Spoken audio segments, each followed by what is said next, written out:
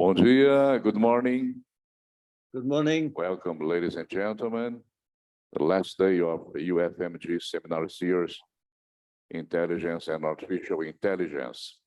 A UFMG, Universidade Federal de Minas Gerais, tem a honra de recebê-los para o último dia do evento UFMG Seminar Series, uma realização IEAT, Instituto de Estudos Avançados Transdisciplinares da UFMG.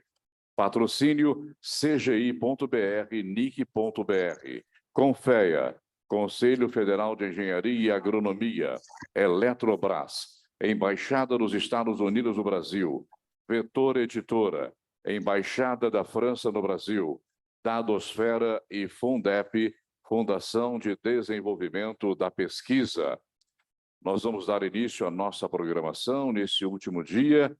E nessa mesa, nós teremos o tema Artificial Intelligence Impact on Society. Participando presencialmente, o senhor Marco Aurélio Romano Silva, por gentileza, Marco Aurélio, já pode assumir o seu posto, e também o senhor Guilherme Ari Plonsky. Virtualmente, teremos a participação de Mr. Ada Ionat e também Mr. Martin Rees. Senhoras e senhores, com a palavra, então, o senhor Guilherme Ari Plonsky, professor do Departamento de Administração e diretor do Instituto de Estudos Avançados da USP, Universidade de São Paulo. Bom dia, Guilherme Ari Plonsky. Good morning. Good morning to everybody. Thank you for being here with us physically and virtually. It's an enormous honor and pleasure to see this last day of the so exciting seminar series organized by the Institute for Advanced and Transdisciplinary Studies of the Federal University of Minas Gerais, with the support of many partners which were already mentioned. We have a challenging subject for this morning, which is the impact of artificial intelligence on society. The subject is challenging for several reasons. The first reason is because it is a subject that has roots in the very past of our society, at least of our Western society. If I may briefly quote Adrienne Mayor, a science historian at Stanford University, our ability to imagine artificial intelligence goes back to the ancient times. Long before technological advances made self-moving devices possible, ideas about creating artificial life and robots were explored in ancient myths, and unquote, and she gives the example of Hephaestus, the Greek god of invention and blacksmithing, and as one of the precursors for AI. For example, Hephaestus created the giant bronze man, Talos, which had a mysterious life force from the gods called Ihor. Hephaestus also created Pandora and her infamous box, as well as a set of automated servants made of gold that were given the knowledge of the gods. Mayor concluded, quote, "Not one of those myths has a good ending. Once the artificial beings are sent to Earth, it's almost as if the myths say that it's great to have these artificial things up in heaven, used by the gods, but once they interact with humans, we get chaos and destruction," unquote. We had different approaches during these days of the seminar. For instance, yesterday afternoon, Professor Virgilio Almeida of this university gave several examples of the risks caused by algorithms that have been used in artificial intelligence. We had so many other presentations here presenting relevant aspects that artificial intelligence, robotics benefit society, including yesterday evening, the presentations by the fellows of the fourth edition of the Intercontinental Academia. So obviously, the discussion about pro and cons of artificial intelligence is not something that is beginning in the seminar. But the seminar, or today, the session, has something very special. And it has to do with the fact that, to my understanding, none of the three speakers is really a specialist in artificial intelligence. I'll introduce them in a minute, but this has a reason, I believe, important, which has to do with a famous saying of Georges Clemenceau, that war is too important to be left for the generals. It means what we're talking, science and technology, and what it impinges on society is too important to be left only to specialists on artificial intelligence and robotics. So we have today, this morning, three brilliant scientists, intellectuals, public intellectuals that will provide not a specialist view on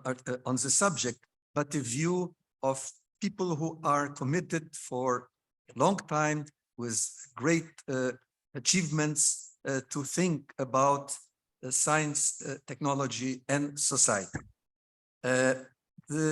We have also a very interesting combination of speakers, because we have one speaker, Professor Martin Rees, who looks at the macro, at the very big. He is a cosmologist and cosmologist by profession and astrophysicist. We have Professor Ada Yonat, who is a structural biologist, so she looks at it from the micro perspective. And we have here Professor Marco Aurelio from this university, who deals with mind, not only with brain, but if I understand, with mind, with mental aspects. So I think this session, which is looking at a specific subject, the impact of artificial intelligence in society, but with three brilliant stars that are looking from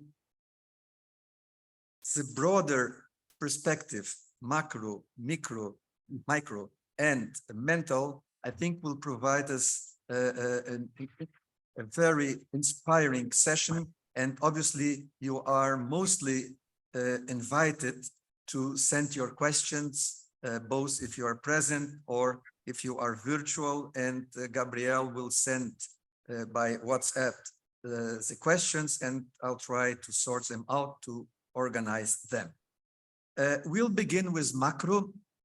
Our first speaker is Professor Martin Rees. As I mentioned, Professor Martin Rees, who is Lord Rees of Ludlow, is an astrophysicist and cosmologist, co-founder of the Center for the Study of Existential Risks at the University of Cambridge. He has many achievements and recognitions. He was a president of the British Royal Society. He, as I mentioned, got several prizes, which you can read in his bio that is available in the internet. But I would highlight his commitment to the issue of science and society, especially his very recent book that was published a few months ago, called "If Science is to Save Us." And he also mentions exactly, or it's mentioned about his book, that decisions that we must make now on science, I may say science and technology, is how science and technology are applied, belong outside the lab and should be the outcome of wide public debate. That's what we are doing here. Professor Martin Rees, it's an honor to have you with us. Please, the floor or the screen is yours. We are very glad here in Belo Horizonte and all over to have you with us. Thank you so much for your kindness and your time. Yes. Well, thank you very much indeed for inviting me. I'm only disappointed I can't be with you in person, but it's very good to be linked together and to participate in this panel. I should say that, as you made clear, I have no special expertise in the field of AI. I feel therefore rather diffident. And of course, the other problem I have is that having not attended the earlier days, there's a great risk that everything I say will be simply repeating what's been said with greater authority by other speakers in the previous 3 days of this meeting. So I can only just apologize for that. I will be talking about issues of AI, but I think towards the end of my remarks, I will say something which is a distinctive astronomical perspective. I will talk about the role of AI in space, where it's very, very hard to send human beings, and what this implies for the far future, and indeed for the possibility of intelligent life elsewhere in space. But let me start off by just reminding everyone of the great power of AI. We have seen this manifested spectacularly in some of the work of the DeepMind company. Its computer AlphaGo Zero was famously able to beat human champions in chess and in a game of Go.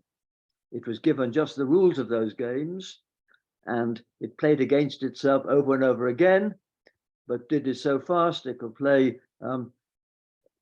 many more than one game per second, and within 3 hours it was capable of beating world champions. And this signaled that there were some fields of activity where machines can outsmart even the brightest of us.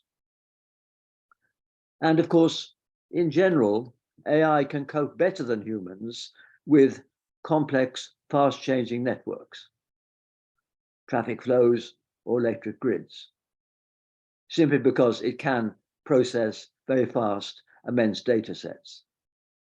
And indeed, the Chinese could have an efficient planned economy that Marx or Stalin could only dream of, because they can register every transaction made by individuals, the stock in every shop, etc., etc.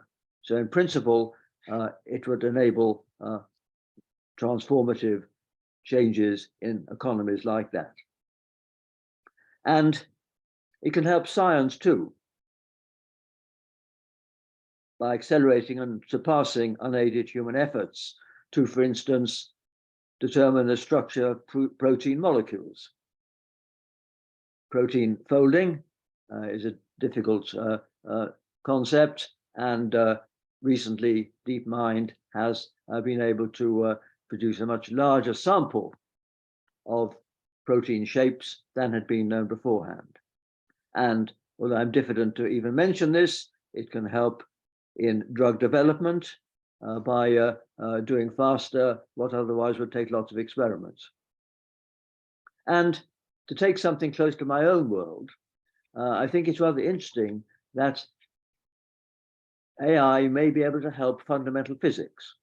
Because as you may know, one of the ways in which we think we may have a theory that unifies the very large, the realm of gravity, with the very small, the realm of the quantum, is through something called string theory.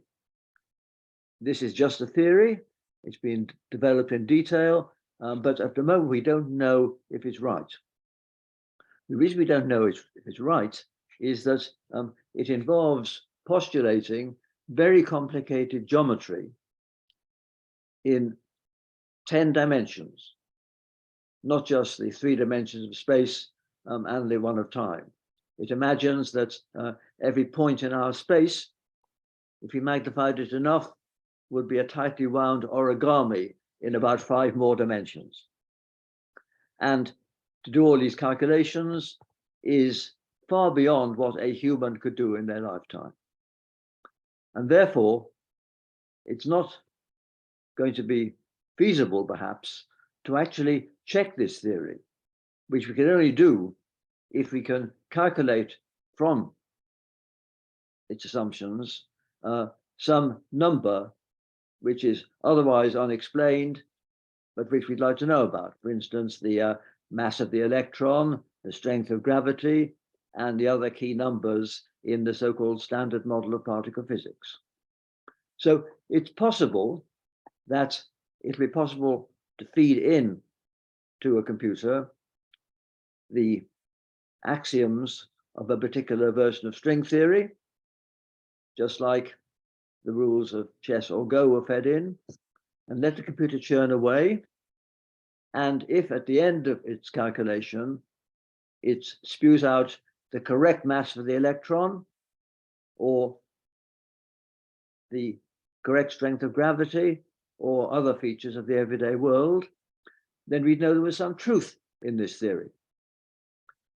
It'd be frustrating in a way because we wouldn't have the sort of aha insight, which is what makes science so attractive, to realize that something's true and you can immediately see insight into why it's true.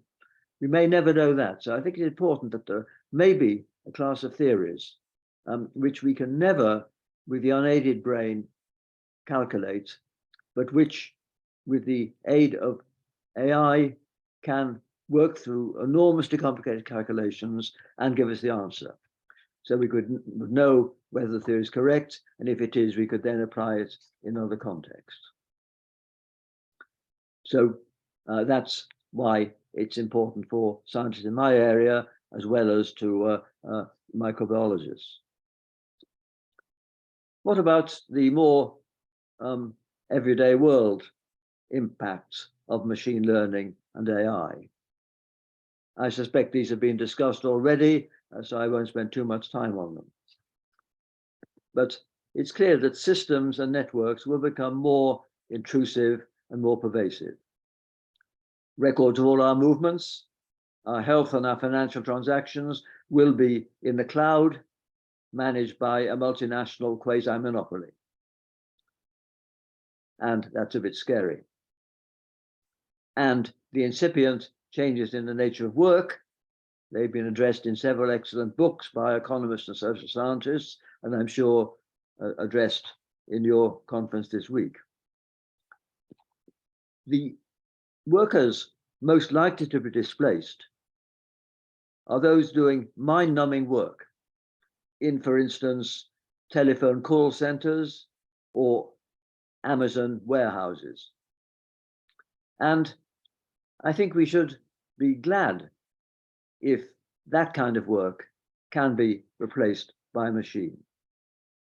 But glad only if the people displaced can find alternative jobs where being human is the prime qualification. I'm thinking of jobs like being carers for young and old, teaching assistants, or custodians in public parks, things like that. It would be a win-win situation, therefore, if computers took over the mind-numbing work, provided that, and only provided, that the funds are made available to produce the funds in much larger volumes to employ these people in the social sector.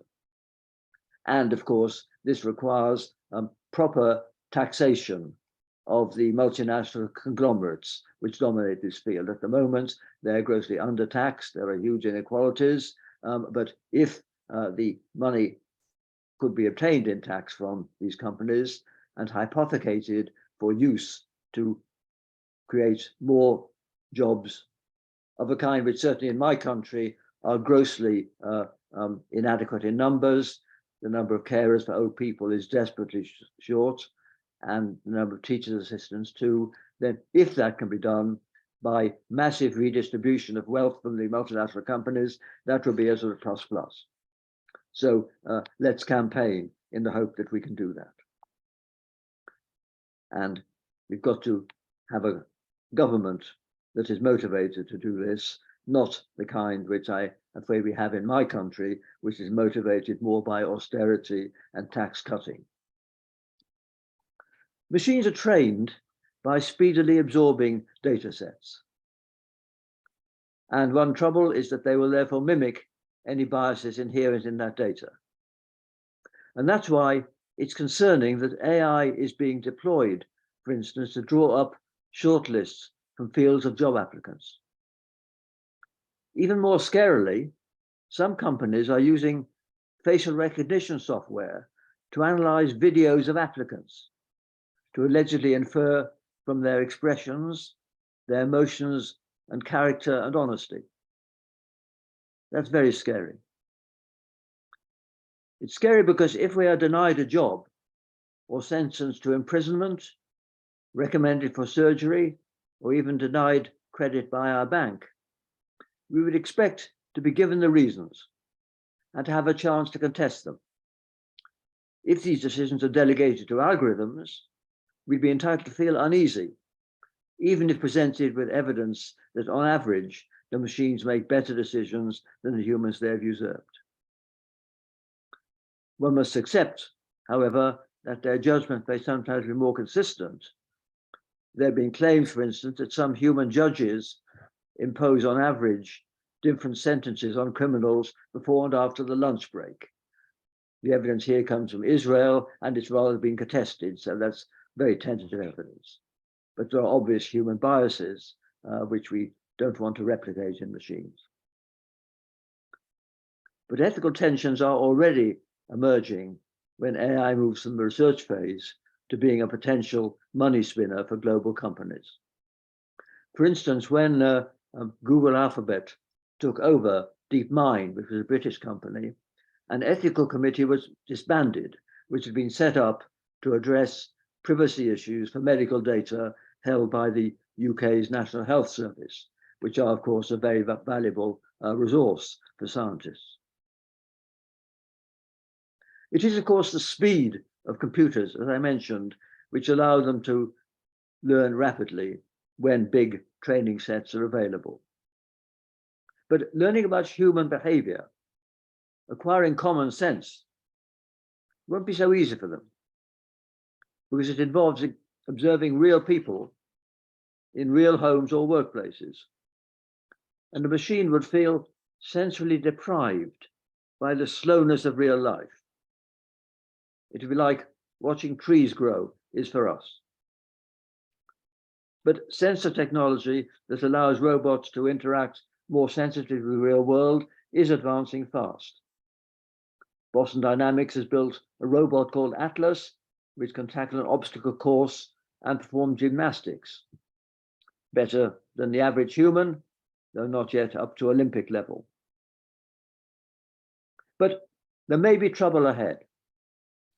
Futuristic books by people like physicist Max Tegmark portray a dark side, where AI, as it were, gets out of its box, infiltrates the Internet of Things or the global financial system, and pursues goals misaligned with human interests, or even treats humans as an encumbrance.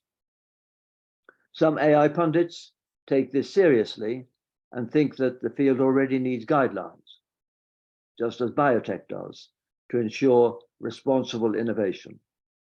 But others, like, for instance, Rodney Brooks, the inventor of the Baxter robots and the Roomba vacuum cleaner, they regard these concerns as premature. They think it'll be a long time before artificial intelligence need worry us more than real stupidity.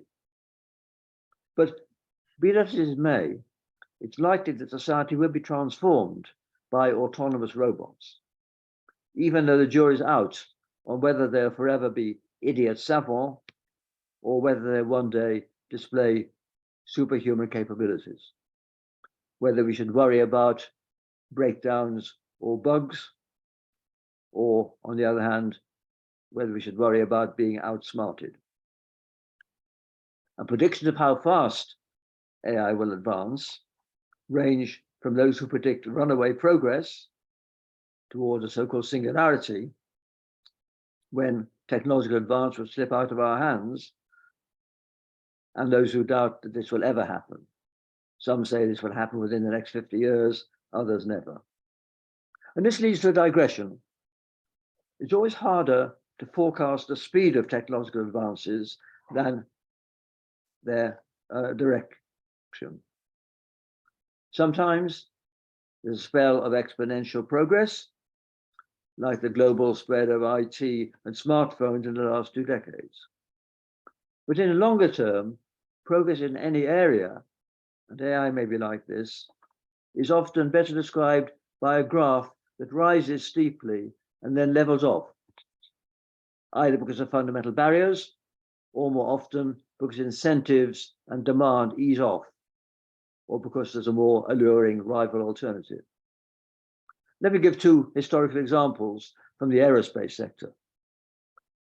From Alcock and Brown's first transatlantic flight in 1919 to the commercial flights of the first jumbo jet, the Boeing 747, took 50 years.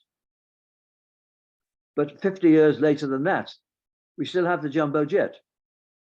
And during that half century, Concorde, supersonic plane, came and went. And even if supersonic commercial flight returns, it won't be until the 2030s. And a second example, only 12 years elapsed between Sputnik 1, the first object into space in 1957, and the Apollo moon landings. That fast development, and I'll come back to space later, happened because of huge government expenditure in America aiming to beat the Russians. But the last people returned to the moon almost exactly 50 years ago now, in 1972, and the Apollo moon landings are still the high point of human spaceflight. I'll speculate about 2 future trends involving AI, which may replicate this pattern. Experts are getting less optimistic about how quickly we'll have so-called stage 5 driverless cars, vehicles programmed so they don't cope mainly just with motorways, but allow a human driver to relax in the back seat, even in London traffic and on winding country roads with stray animals, etc., just as though they had a chauffeur driving them. And smartphones, after this huge surge of progress, may now be as capable and complicated as most users want. So the iPhone 24 may not be so different from the iPhone 14. And of course, whether we'll then have the so-called metaverse is a matter for debate. But of course, technological innovation overall can continue, driven by a succession of surges, each experiencing its own phase of exponential growth, followed by saturation. And as I said, smartphone technology may saturate due to being trumped by consumer demand for virtual reality, holograms, and the like. But it's in my special field of space exploration that robots and AI have the greatest scope and raise fewest concerns. During this century, the entire solar system will be explored by flotillas of tiny robotic craft. But will people follow that? The practical case for people is getting weaker as robots acquire better sensors and more intelligence. Let me give an example from exploration of Mars. The NASA probe Curiosity landed on Mars 12 years ago. It's been trundling ever since, very, very slowly across a big Martian crater, because when it confronts an obstacle or rock in its path, it has to report back to Earth to get the opportunity to change its course. A later probe called Perseverance, which landed on Mars last year, has enough AI to be able to figure out how to get round a rock, so it can move faster because it doesn't need to report back to Earth in order to change course. It still can't do the geology, but 20 years from now, I think it's quite possible that a follow-up to Perseverance will have enough AI to do what a human geologist could do, in the sense of deciding which locations are most interesting and where it should try and dig a sample. And the reason this is important is that, of course, sending humans to Mars is hugely more difficult and expensive than sending robots. Indeed, just a word about human spaceflight. There is a plan during this decade to send humans back to the moon. This is a program called Artemis, which is American-led, and this is going to cost $90 billion, and this will allow a few people to land on Mars or on the moon and make a small base. But the things those people are going to do on the moon will be doable by robotic fabricators. Ditto assembling big structures in space, maybe big telescopes or solar energy collectors and things like that. So what we want really is cheap launches of material into space and robots that can assemble them. And in the case of Mars, the gap between the cost of sending a robot and the cost of sending humans is far, far greater, because it's a 6-month trip, and if humans go, they need to be provided with food and resources and made safe against radiation for a 6-month trip. And of course, one has to send with them or before they go material and launches for the return trip. So it's very, very expensive. And indeed, I think it's unfeasibly expensive for any nation ever to do if one applies the safety standards which seem to be enforced on NASA in the US. To explain that, of course, the Apollo astronauts took high risks. They were real heroes. But later astronauts who've just been up as far as the space station, they have been launched by the space shuttle.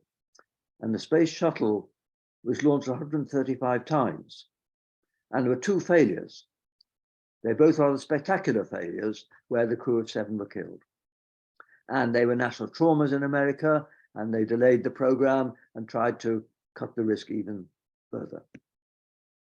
But a 2% failure rate, although American taxpayers are unwilling to impose this on publicly funded civilians, is of course readily accepted by thrill-seeking risk takers, the kind of people who go hang gliding, round the world ballooning, and things of that kind.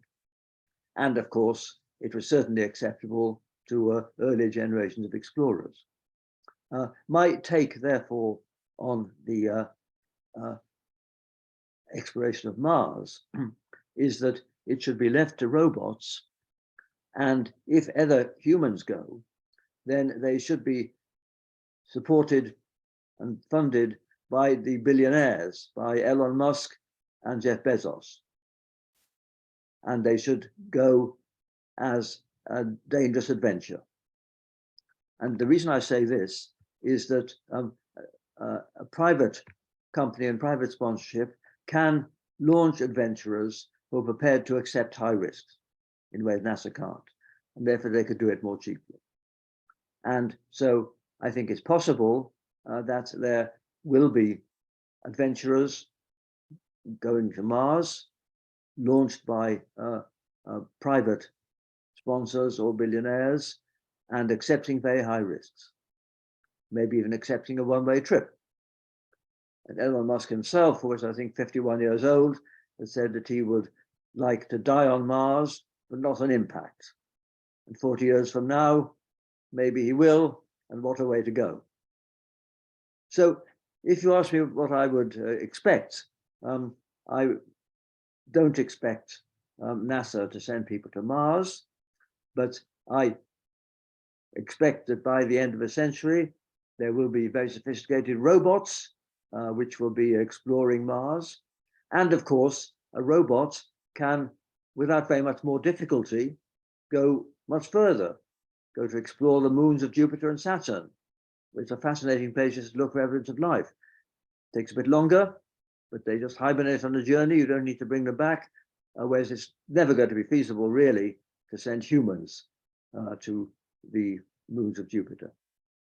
So for practical purposes, space is crucial, of course, in low Earth orbit for sat-nav and everything like that. And for science, exploration, the robots can do it all far, far cheaper. But having said that, I think it's quite likely that there will be some humans living on Mars by the end of the century. And they will, I believe, be important because they will be ill-adapted to their habitat, the wrong gravity, the wrong atmosphere, etc. And so they will want to use all the technology of human enhancement by genetic redesign and by cyborg additions to us. Those techniques, one hopes, will be heavily regulated here on Earth. And moreover, we're pretty well adapted to the Earth by Darwinian evolution, so we don't need them so much. But those guys in space on Mars will be far away from the regulators, and they have the motive. So I think it's a possible scenario that they will evolve not by Darwinian evolution, but by the much faster process I call secular intelligent design into what's really a new species, post-humans, that it could have within a few centuries. And then, if you look further ahead, we could imagine that they may become purely electronic. And if that's the case, then they will not necessarily want to be on a planet. They may prefer zero G. They don't need an atmosphere. And so if they're also near immortal, they can make interstellar voyages. And so even if life now only exists here on Earth, its progeny, maybe its electronic progeny, would be able to spread entirely through the galaxy. Because one thing astronomers know is that we humans are the combination of 4 billion years of Darwinian evolution, but the Earth has 6 billion more years to go, and the universe far longer. So we are not even at the halfway stage in the potential emergence of complexity. So that's a scenario. Now, of course, when I talk about these matters, audiences often say, is there life out there already? Or is the cosmos awaiting our remote progeny? And the answer is we don't yet know, but that's a topic for another talk.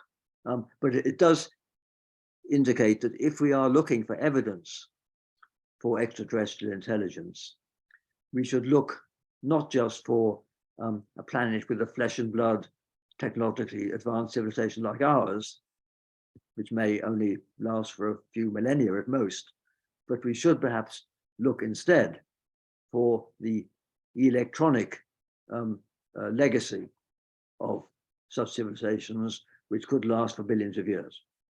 And therefore, we're more likely to find that because there could be some planets which had a head start of 1 billion years over us. And long ago, they've gone into this electronic state.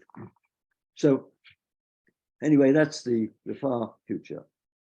And I've probably gone off long enough, but let me just mention one or two other points. I think even on Earth, we can think in the long term about human enhancement, humans being changed by technology, and with the aid of AI. And people like Ray Kurzweil, futurist, talk about this. I think there are huge ethical constraints on this. For instance, the enhancement of the human lifespan is something which would be ambivalent in its consequences. And indeed, you may have heard that there are 3 labs being set up called Altos Laboratories, 2 in California and 1 near where I'm speaking from here in Cambridge. They're funded by billionaires to extend the lifespan. These guys, when they were young, wanted to be rich. Now they're rich, they want to be young again. And that's, I hope, going to be harder because it's not at all clear that this fundamental kind of inequality is something which should be welcomed. That's a technological development we shouldn't want. But there are some which may happen. But although we can't predict the details, it seems to me quite possible that human beings will change on a timescale far faster than the Darwinian evolution which has led to us. As we know, our brains haven't changed very much in the last few tens of thousands of years since our ancestors roamed the African savanna and similar places. And it's rather remarkable that despite having evolved to cope with the everyday world, we've made some progress in understanding the micro world of the quantum and the world of the cosmos. But there may be things which we can't understand. And I think it's quite possible that the dominant intelligences a few centuries from now will be very different from us. They're more different from us than we are from our descendants on the African savannas. And this will be a big change. To give one example, we can read the literature left to us by classical authors writing 2 or 3 millennia ago. And we can resonate with these authors and appreciate their artwork and appreciate the emotions which they portray in their works. But it could well be that a few hundred years from now, whatever the dominant intelligences are here on Earth, will have no intellectual resonance or emotional resonance with us and our literature. They'll be more different from us than we are from our remotest ancestors. And this will be a step change, which is something which will be a loss, even though it may have compensating benefits. Well, I've probably gone on too long, so let me finish there and apologize for these rather disjointed thoughts, which I hope will help to stimulate some discussion. Thank you very much for listening.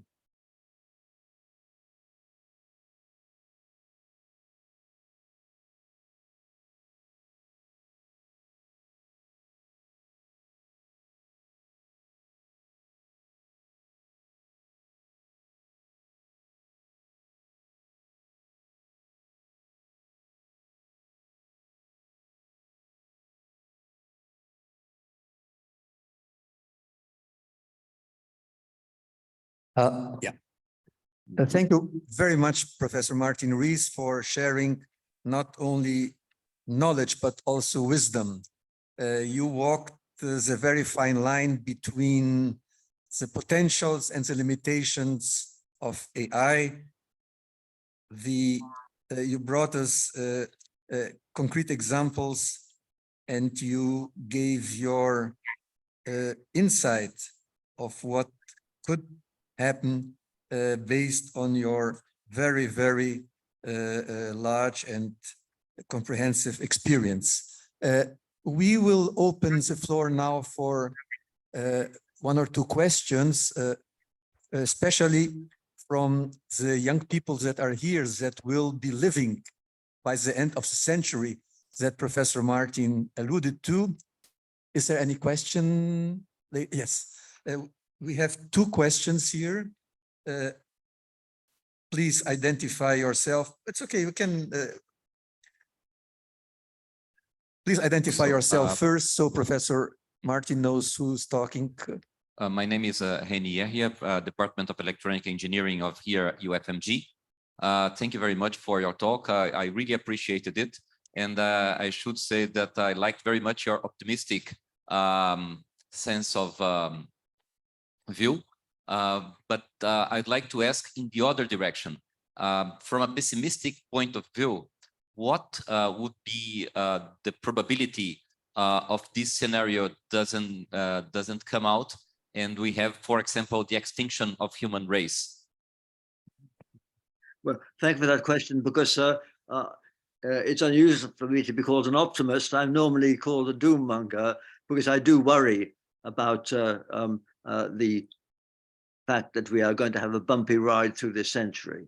Just to speak very briefly on this, there are two kinds of concerns I have. One is the obvious one that we are despoiling the environment, changing the climate, etc.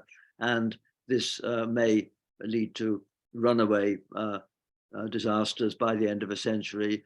This is something which won't wipe everyone out, but will change the habitat of most people and cause a loss in biodiversity. And I like to quote the great ecologist E.O. Wilson, who says that if humans lead to mass extinctions, it's a sin that future generations will least forgive us for. So we have an obligation to preserve the biosphere. And if we don't do that, it won't kill us all, but it will leave a depleted heritage for our descendants. That's one thing. But the other thing which I worry more about is the misuse of powerful new technologies. Of course, the nuclear threat, based on 20th century science, still hangs over us. But I think 21st century science, in particular bio and cyber, offers new threats if misused. And the difference is that whereas you can't build an atomic bomb without conspicuous special purpose facilities, one can produce an engineered virus, gain of function type experiments, in the kind of lab which exists widely all over the world. And similarly, massive cyber attacks can be carried out by many people with access to computer networks. So I do worry about that. On the bio side, I don't worry about states embarking on bio warfare, because the effects are so unpredictable. But my worst nightmare is some weirdo who thinks there are too many human beings in the world and wants to kill some of them. A person like that, empowered by biological techniques, could, in principle, create a global disaster. The global village will have its village idiots, and unlike in the past, they now have a global range. And I worry so much about these possibilities that I think we're going to have a trade-off between three things we'd like to preserve: freedom, privacy, and security. And I think different nations will deal with this tension differently. I think many will give up privacy and make us accept more intrusive surveillance, so it is not possible for someone or some small group anywhere in the world to create something. That's a big loss of our quality of life. But I think the fact that even one person doing this sort of attack is too many, I think we're going to have to accept that we'll have a very bumpy ride unless we take these precautions. Sorry, that was a rather long answer, but a reason why I am pessimistic about getting through the century without some serious setbacks. Thank you. Thank you very much. We'll have the second and last question. No, just to say that I completely agree with you. And as you, I expect for the best possibilities, and we can maybe cope to avoid these scenarios, these specific scenarios. Thank you very much. Okay. One thing I should have said in my talk is that although there'll be this colony of crazy adventurers living on Mars, perhaps, it's a dangerous illusion to think, as people like Elon Musk and my late colleague Stephen Hawking did, that there could be mass migration to Mars to escape the Earth's problems. that's a dangerous delusion, because it's a doddle to deal with climate change on Earth compared to terraforming Mars. There's no planet B for ordinary risk-averse people. We've got to cherish our earthly home. Thank you. We'll have the second and last question of this round. Please identify yourself. Hello, good morning and good afternoon, Professor. Thank you for your speech. My name is Silas. I was graduated here in UFMG, but I work as a data scientist currently. So in the beginning of this year, there was a researcher called Roberta Duartes. She was a master's student in University of São Paulo, which is the University of Professor Guilherme. And she was the first person in the world to simulate black holes from the equations by applying artificial intelligence. And with this development, do you think we may be a step closer to finally solving the origins of the universe, perhaps in a near future? Yes. Well, I mean, I don't know this particular work, I'm afraid, but I think we are moving closer to understanding the very early stage of the universe. When I was a student, we didn't know whether the universe was evolving or not. It could have been a steady state. There may not have been a big bang. Whereas now we can talk with confidence about history of our universe in outline, right back to the end of the first microsecond. But we then find that most of the important things, why the universe expands the way it is, why it contains a mixture of radiation, matter, and dark energy, etc., the answer to those lie deep in the first microsecond. And the point there is that as we extrapolate back, conditions get more and more extreme. And after the first microsecond, everything is in a state which can be simulated in a lab. But in the first microsecond, particles are all moving faster than the energies we can produce in the biggest accelerator. So we've got no foothold in experiment. And the trouble is that we have to depend on theories which aren't verified to study the very, very early universe, and indeed what happens deep inside a black hole. So we've made huge progress in understanding much of the evolution of our universe, and it's one of the great triumphs of science in the last 50 years. I put it up there with double helix, plate tectonics, and the standard model of particle physics. It's a great achievement, but it brings into sharp focus even more fundamental questions, which will, as I mentioned, be aided in their solution by computers and AI, but which still challenges.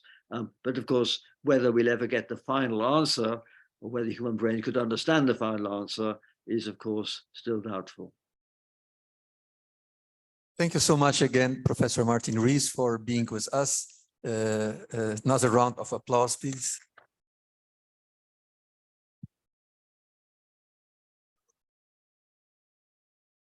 Thank you. Please stay with us. Now we are moving from the telescope to the microscope.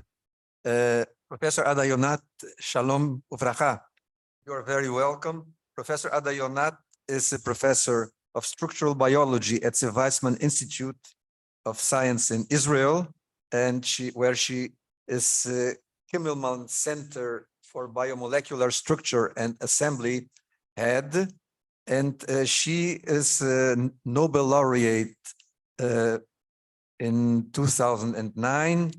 She has 40 honorary doctorates around the world. She is a known scientist, also public intellectual, and she has been very generous with invitations from Brazil. You have been several times with us in different occasions. One of them, the Friends of the Weizmann Institute, that invite you are a permanent invited guest. And please, Professor Ada Yonat, we are eager to hear your comments about the subject.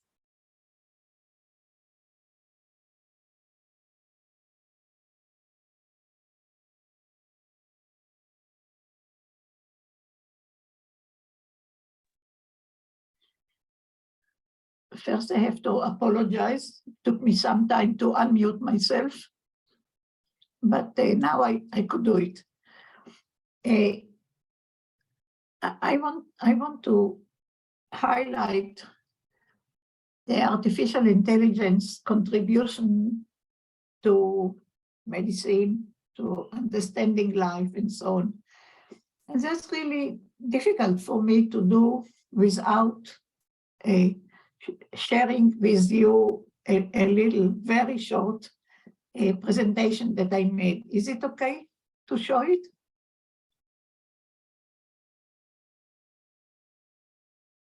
Yes, indeed. Okay, so I will try. So I want to talk to you about artificial intelligence for life. But life is something very wide. So I will focus on life.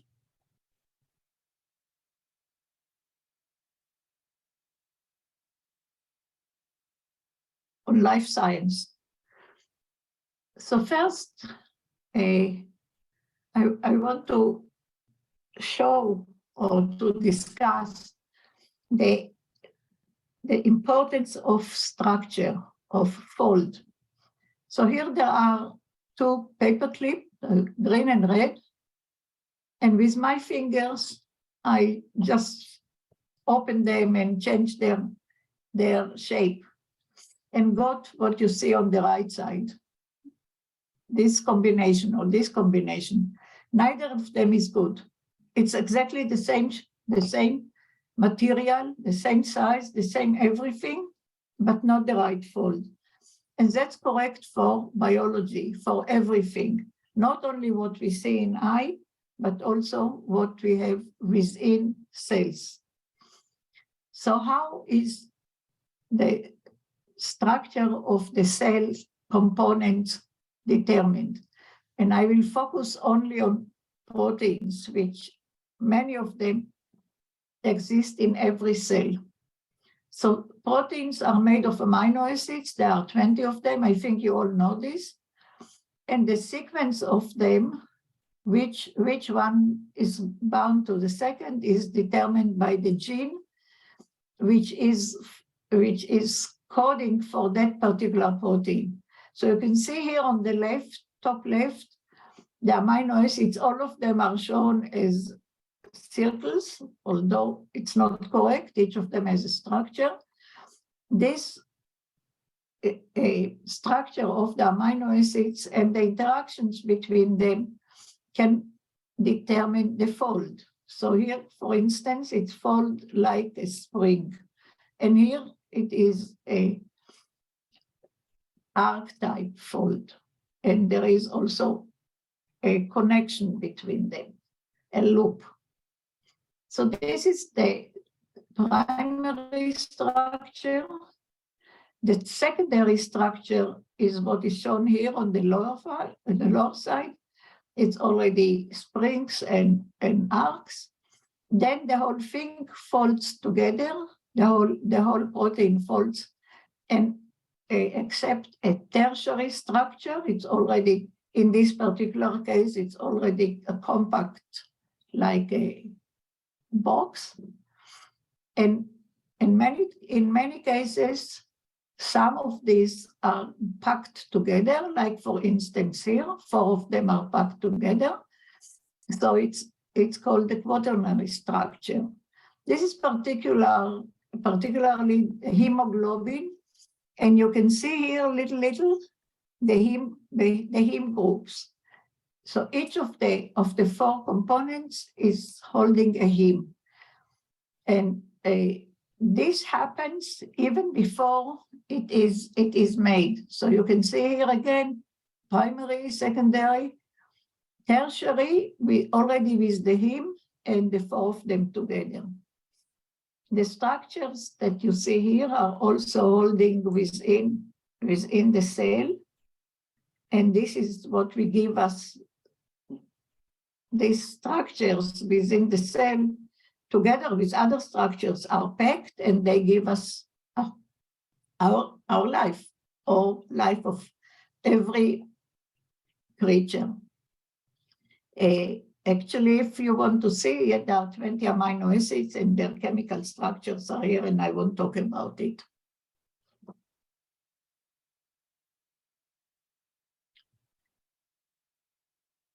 So this folding and the cellular internal protein interactions are playing critical role in biology.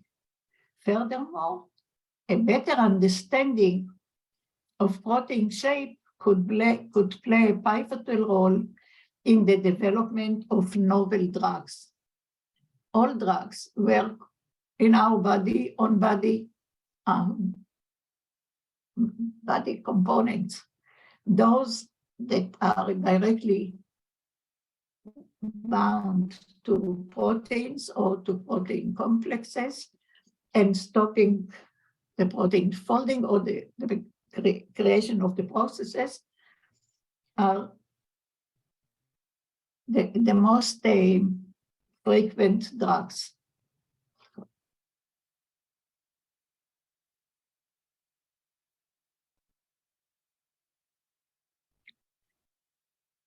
Although the structures of proteins are so important, only a very small fraction of them, the structure of a very small fraction of them are known. And I am quoting here Baker from November 2021, just exactly a year ago. He's still complaining that many structures of various complexes are unknown.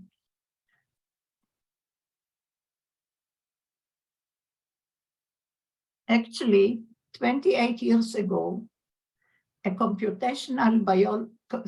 computational biologists led by John Moult, a British American, started as a protein structure determination. He launched an ambitious large-scale experimental design to answer one of the most challenging open questions that I just said it earlier, and the way he phrased it, what are the basics of the structure of proteins? He thought, and I think that many of us thought together with him, but we didn't do anything he did, that the structures and the interactions between proteins are the most challenging target in order to understand life. So he approached this question, the question of protein folding, but back in 1993 by suggesting, actually establishing a competition, a biennial competition every second year to see whether the information that can be extracted from the known structures of proteins, and at that time there were not more than a few hundreds, in order to find out what the structure will be of unknown proteins. And he called his competition Critical Assessment of Protein Structure Prediction, and the name that we all remember is CAS. So now we are in CAS 15, but let's see what people thought about it. For instance, another scientist that joined him in 2000, 7 years later, said that this is a complicated structure, problem with many parameters, so many ways to go wrong, and he's right. The CASP continued, and it was I'll say a minute how it was done, but it was assessing the structure of proteins after they were determined experimentally, and it was based on this discovery of the delicate balance of many weak forces that dictate the global minimum. It means the forces between the amino acids at their three-dimensional sites. So there are many, depending how many amino acids are in a protein. It can be as low as 140, these are the small one, or 100, 150, but it can also go to 500 and 600. So it is performed in 2 steps in parallel that they start earlier. In the first step, that actually both of them last about 2 years, the relevant protein structure is being determined experimentally. And in parallel, further away geographically and personally, it is predicted computationally based on the sequence of the amino acids and all what is known from similar sequence from before. The actual CASP, when the competition is, the 2 results are being compared to each other, and the agreement is being determined. So very important is that CASP competitors are highly supported by well-versed structural and computational biology community, and there are many of them. For example, a few years, I have the number of a few years ago, 97 research groups from 19 countries participated, research group from different universities. And have a look here, what is the agreement of, they looked for the median, but it doesn't matter, it shows the whole agreement. It shows here from 2006, 7 years after it started, and the agreement factor, the agreement level was between 35 to 41%. And they were happy with it, and I think that I was happy too, although it was very far from what we wanted. But still 40% look that there is some future if we find a way. In a minute, I'll tell you about the new AI procedure that was established. It's called AlphaFold.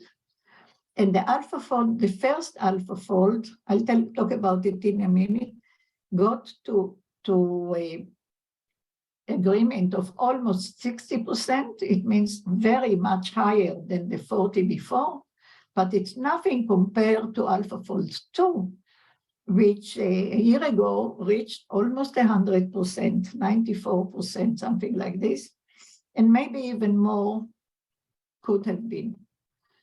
So in December 2018, in CASP 13, it made the headline when it was shown that AlphaFold, an artificial intelligence program created by a British company called DeepMind, got improvement of the results.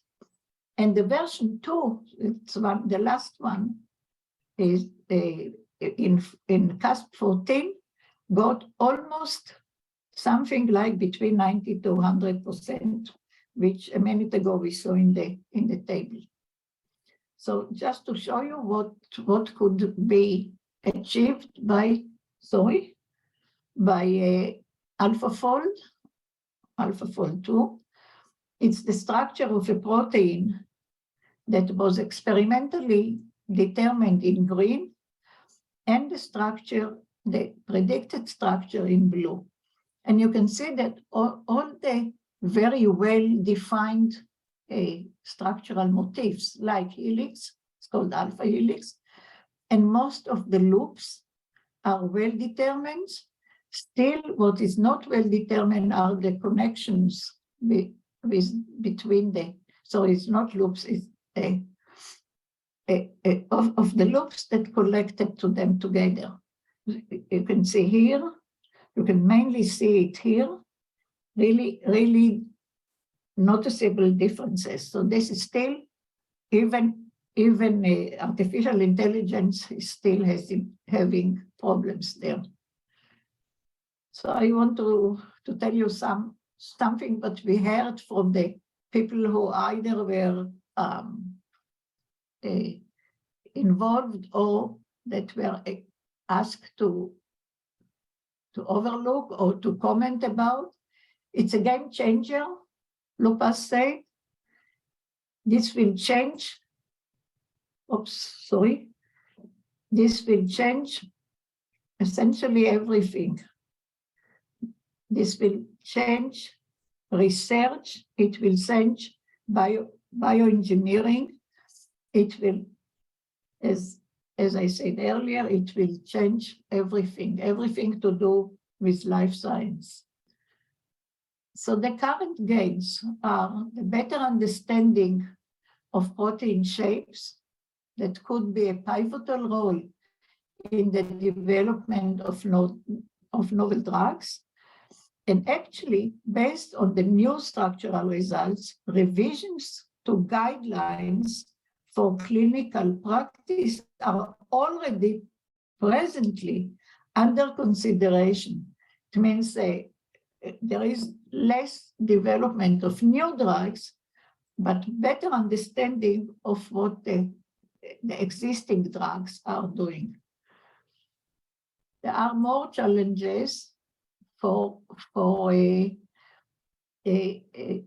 this particular artificial intelligence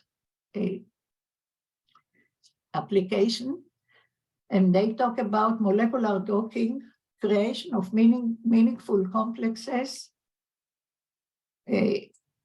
networks, including neural networks, modeling complex diseases, drug and therapeutics design, tools for world's greater challenges in agriculture and environmental issues, such as enzymes that can break down industrial waste for the benefit of climate change and essentially our life. What is still missing? Many things are still missing. For me, personally, very important is RNA structure. Now, we all know now that RNA plays a crucial role in transporting the genetic code to the machinery that makes proteins, which is called ribosomes. So by transporting, it's the messenger RNA that became the basis of the first and very successful vaccine for COVID. And at least as important is the ribosome that reads the information of the nucleic acids of the RNA and produces the proteins according to it in every living cell all the time. So let's forget about. So CASP is in extending to RNA structure and to RNA properties. And that's not so simple. But I want to show you now some challenges in RNA structure. RNA can make double helices like proteins, but it doesn't have to. And it can fold and make loops in the folding that can be of many sizes and, of course, of many shapes, like the loops of proteins, but of RNA. It can also bulge. So if there are two chains that will make double helices, but one of the chains has a different number or an external number of RNA nucleotides, it can bulge out. They can bulge out. Also, several helices can come together and arrange themselves in sort of a circle, dimerized or even tripleized and so on. It can open up to two directions. And I think we don't need to describe accurately everything. So there are, I showed earlier some, and here are some common RNA structures, substructures that were already found crystallographically, means experimentally. RNA can produce crystals, but difficult, and it's very unstable. So either you do it quite fast, or you do it structured quite fast, or one loses. So essentially, there is a clip, but I can't show it now. There is a clip how DeepMind is working, but it doesn't really work now. So let's go on. And it's not only me, it's not only Andre Lupas, it's a game changing. It will change medicine. It will change essentially everything, as I said earlier. I want to show you this sneaked in here, but anyway, it's still a protein. I want to show you how a disease protein was determined, and let's go to RNA.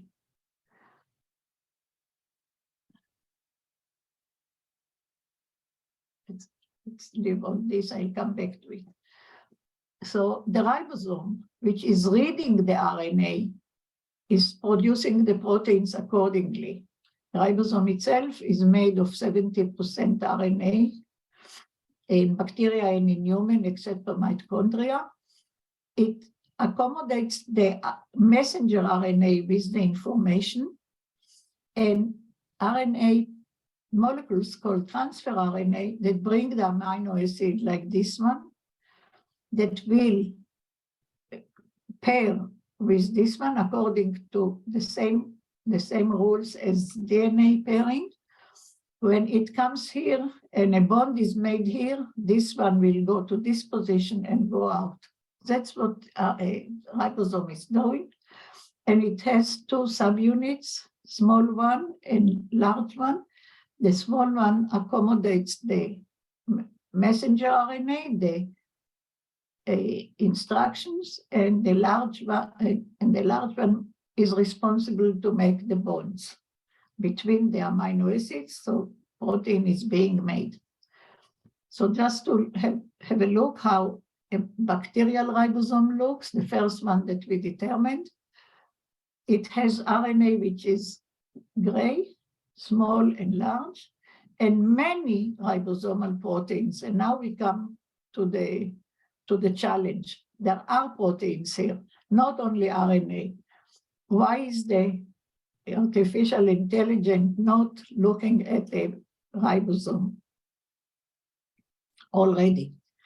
Just to remind you, the decoding of the messages being performed in the small one and the bonds in the large one. So the proteins of the ribosome. I talked a lot to the people from CASP, and accordingly also from the programming, the computational aspects. The small subunit proteins are here and the large here. The important and common character that they all have, they are small. They are very small. Compared to the proteins that you saw earlier, they can be a little part of the large ones. And also, almost all of them have long extensions or sides or loops. Like I'm showing here 4 of them. I focus on 4 of them and where they are in the ribosome. And you see that these long extensions, long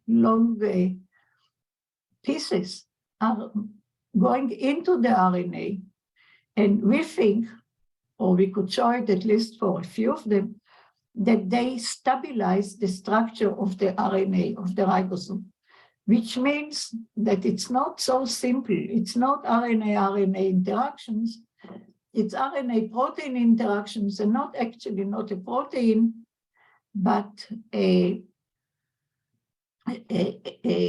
small protein. It means this piece is not held by other pieces of protein, but with RNA.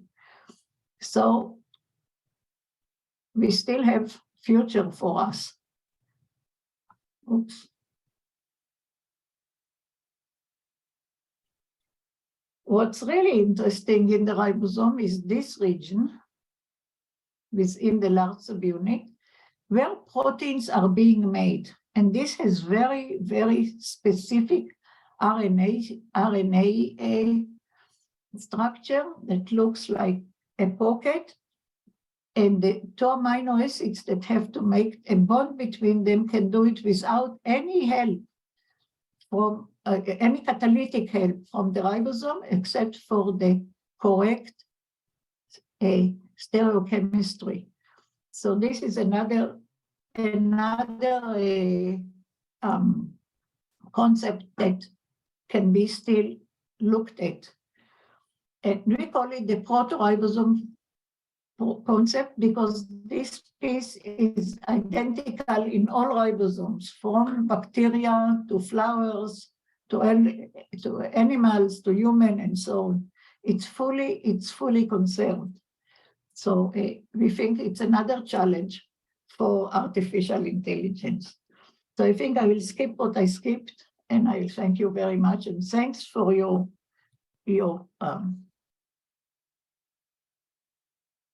patience.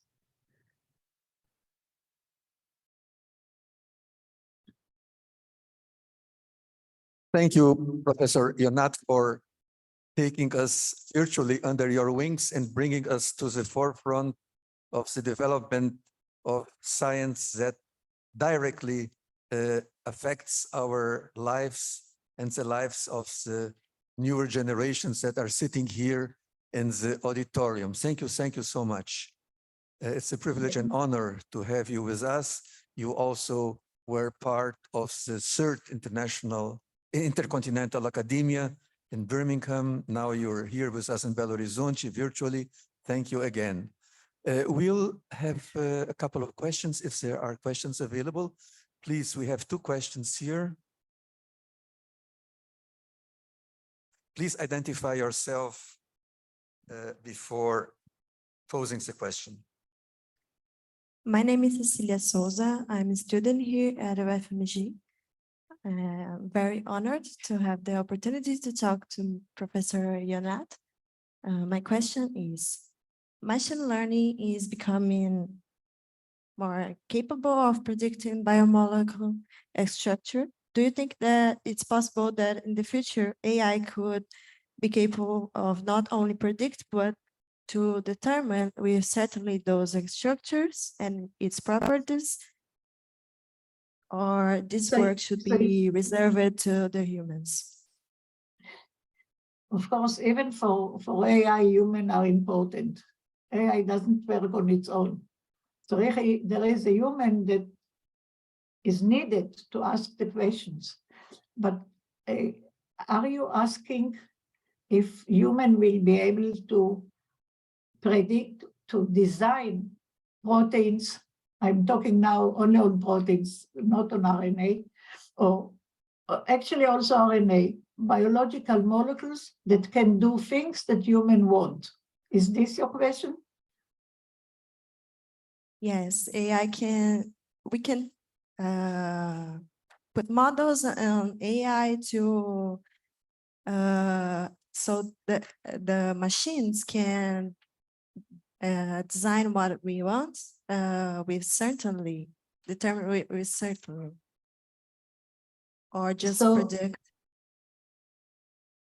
So a prediction without AI, but based on protein structure, before AI became so successful with proteins were already done.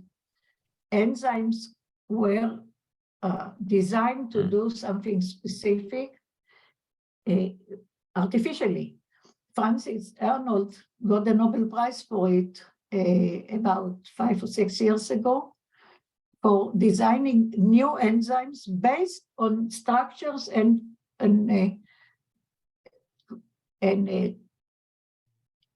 behavior of non-proteins, non-enzymes. So of course, it's not the design of a whole new protein, but it's a design of a protein that does what she wanted, and she's going on with it. Of course, with AI, the design will be much more accurate, and I hope that more efficient than years of work in a lab, like in her case, in the pre-AI period. Thank you. Thank you. Second question, please. My name is Mariana. I'm a student at UFMG, and I'm a huge fan of your work. My question is, why, in your opinion, there are so few women in the area of technology and AI?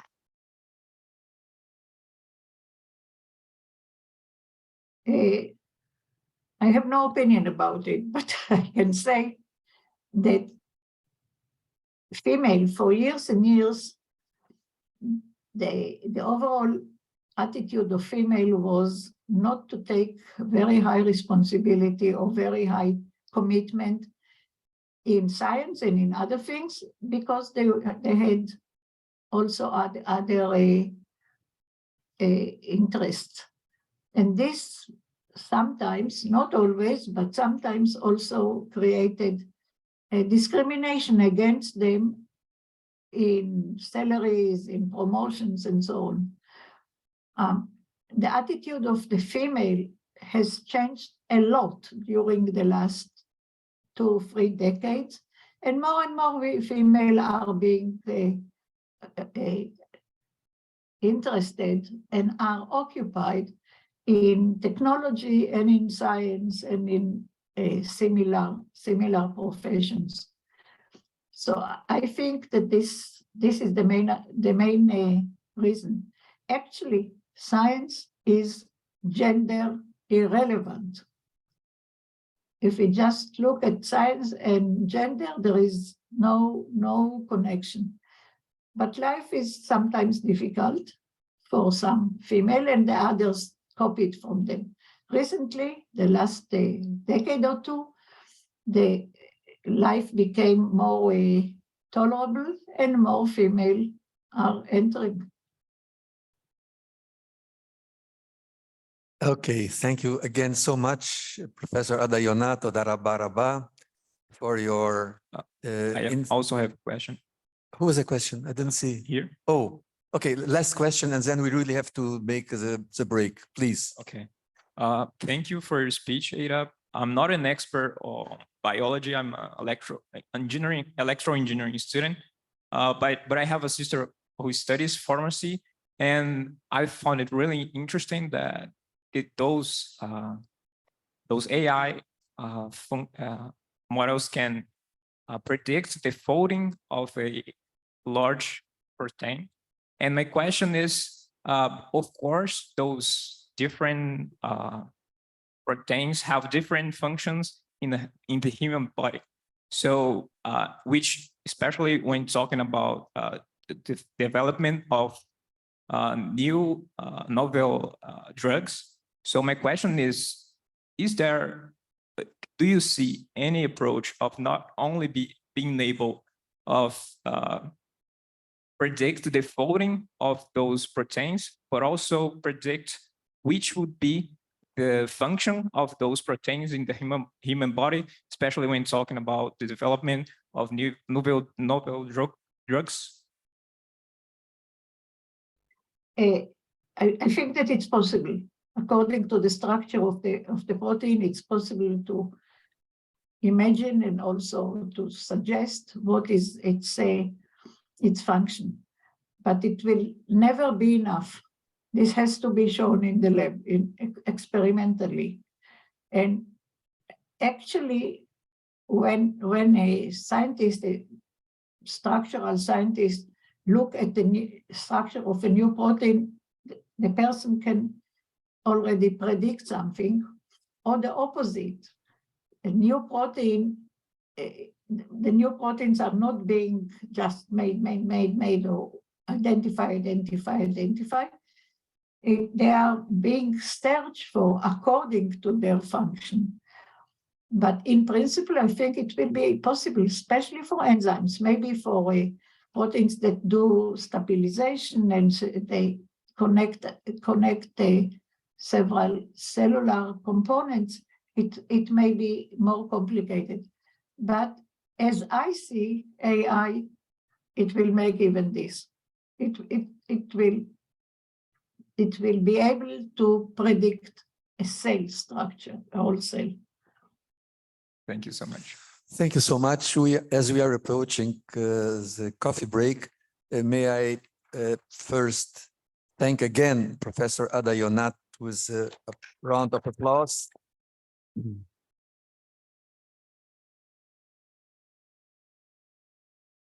And ask, Thank you for inviting me. Okay.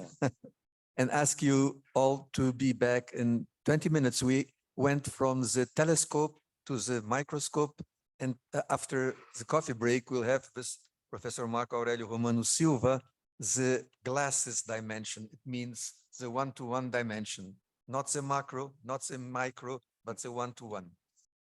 Okay, it's now 20 minutos.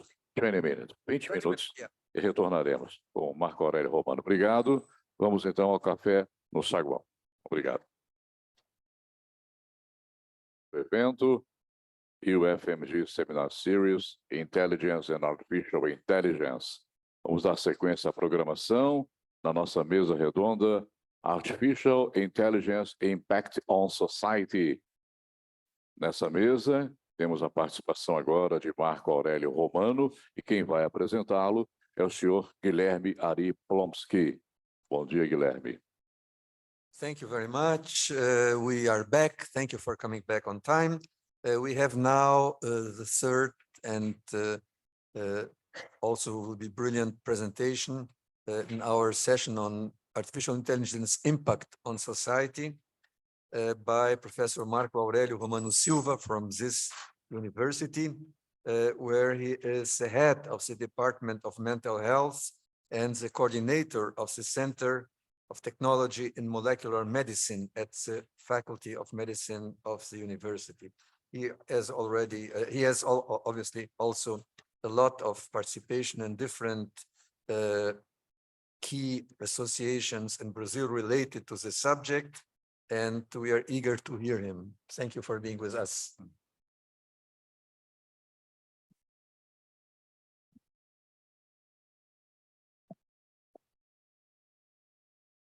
Okay. I would like to thank the organizers for inviting me to speak here. And as you can see, it's going to be a difficult task speaking after Lord Rees and Dr. Jonath. It's not really, I'm really honored to be here among them. But I think that I hope that we can discuss a little bit of the impact on society of AI. In fact, not discuss, but I'd like to make some provocations about that. We could talk a lot about different aspects of the impact on society. We could talk, for example, about the media consumption by young people. We could talk about how it influences behavior and so on and so on. But I think I'm going to divert a little bit towards a topic that we have been thinking a lot about in the last few years. And this is my provocations will go in that direction. Well, so the question here, what's in store for us? I think we cannot answer it in the next few years, but I think we have to keep that in mind. What AI will bring to society as a whole.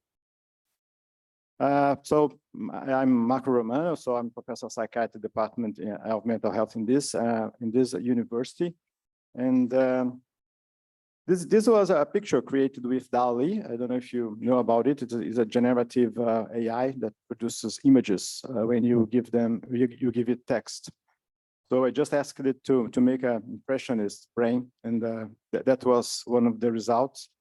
But it's just to say that the human brain is the top of the evolution in our planet, at least, and it's capable of wonderful things that, as we know. So the civilization developed in the last like 30,000 years or so. So wonderful things came out of this really nice machine, if you can say that, which is our brain. But it also is another one that was generated in DALL-E. But it's the same brain was able also to produce lots of horrors along time. So it's able of doing a lot of good, but also a lot of bad. And what distinguishes, what separates it, and how we divert from that? Well, we are now approaching a very interesting time in science. So science fiction is coming to reality all the time. So if you read Jules Verne and other authors, you would see that many of the things that they predicted is already happening. But now we are having the convergence of two technologies that are really is going to change how we are as a society. One of them is gene editing. So we have now CRISPR systems, which with them we can change and edit genes with a lot of facility and also much cheaper. So CRISPR will do to gene editing what PCR did for molecular biology in the past. It's going to be faster, it's going to be much cheaper and more precise. And the other one is artificial intelligence. Why is it so important that we keep that in mind? Because these two things together will allow us to identify genes that are related to diseases or mental disorders and change it in the adult or even in the embryos. So we would be able to modify embryos and to select genes or delete genes or include genes very easily using this technology. And the AI will make it possible because it would analyze billions and billions of terabytes of data in order to find how those genes, what those genes are doing and how they are doing. It's an exciting time, but it's a time that we need a lot of caution. And we can expect that things won't stay the same, of course, and they are not already. So AI has become central in how we live. So we deal with AI all the time, throughout days, multiple times. So we have AI in our phones, in our TVs, some fridges, vacuum cleaners, and so on. All of them are becoming smarter and smarter. Kids do homework about AI in the schools. So journalists write about AI in the newspapers, and CEOs talking about AI all the time. Well, but among all this noise, how will we care for the next generations? That's the obligation of the people who are here now, to care for the next generations in terms of how this will be used and how this will be regulated, if you can say that. And so the most important thing here is there is, in the last 10 years, especially in Europe, there is a movement about the responsible research and innovation, which is gaining traction. It's something very difficult to do, but it's something that we have really to think about implementing in all kinds of research that we do, not only in AI or mental health or whatever. The key issues in the responsible research and innovation are this here. Of course, we can open it and discuss every one of them separately. But these are key issues that were identified, and one of them is ethics. The other one is equality, not only gender equality, but all kinds of equality with people with deficiency, race equality, and everything. Governance, how things are organized and how things are decided.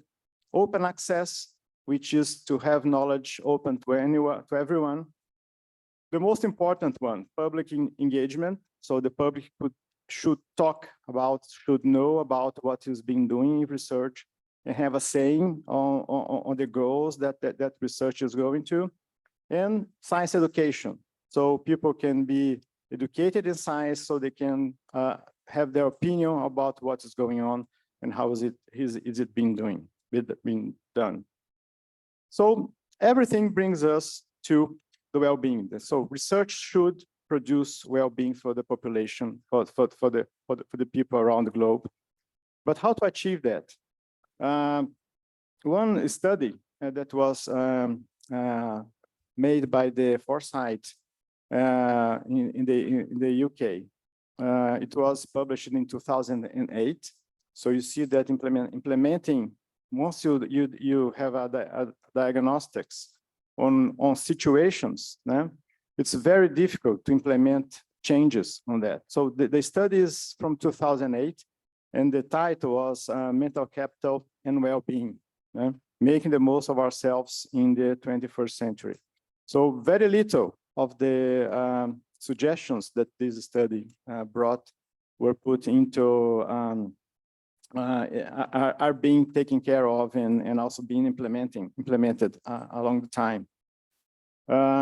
So mental capital is it's an interesting concept because it brings the idea that everyone has a mental capital that should be developed to the most, and once developed, that people would achieve well-being, the most of their well-being.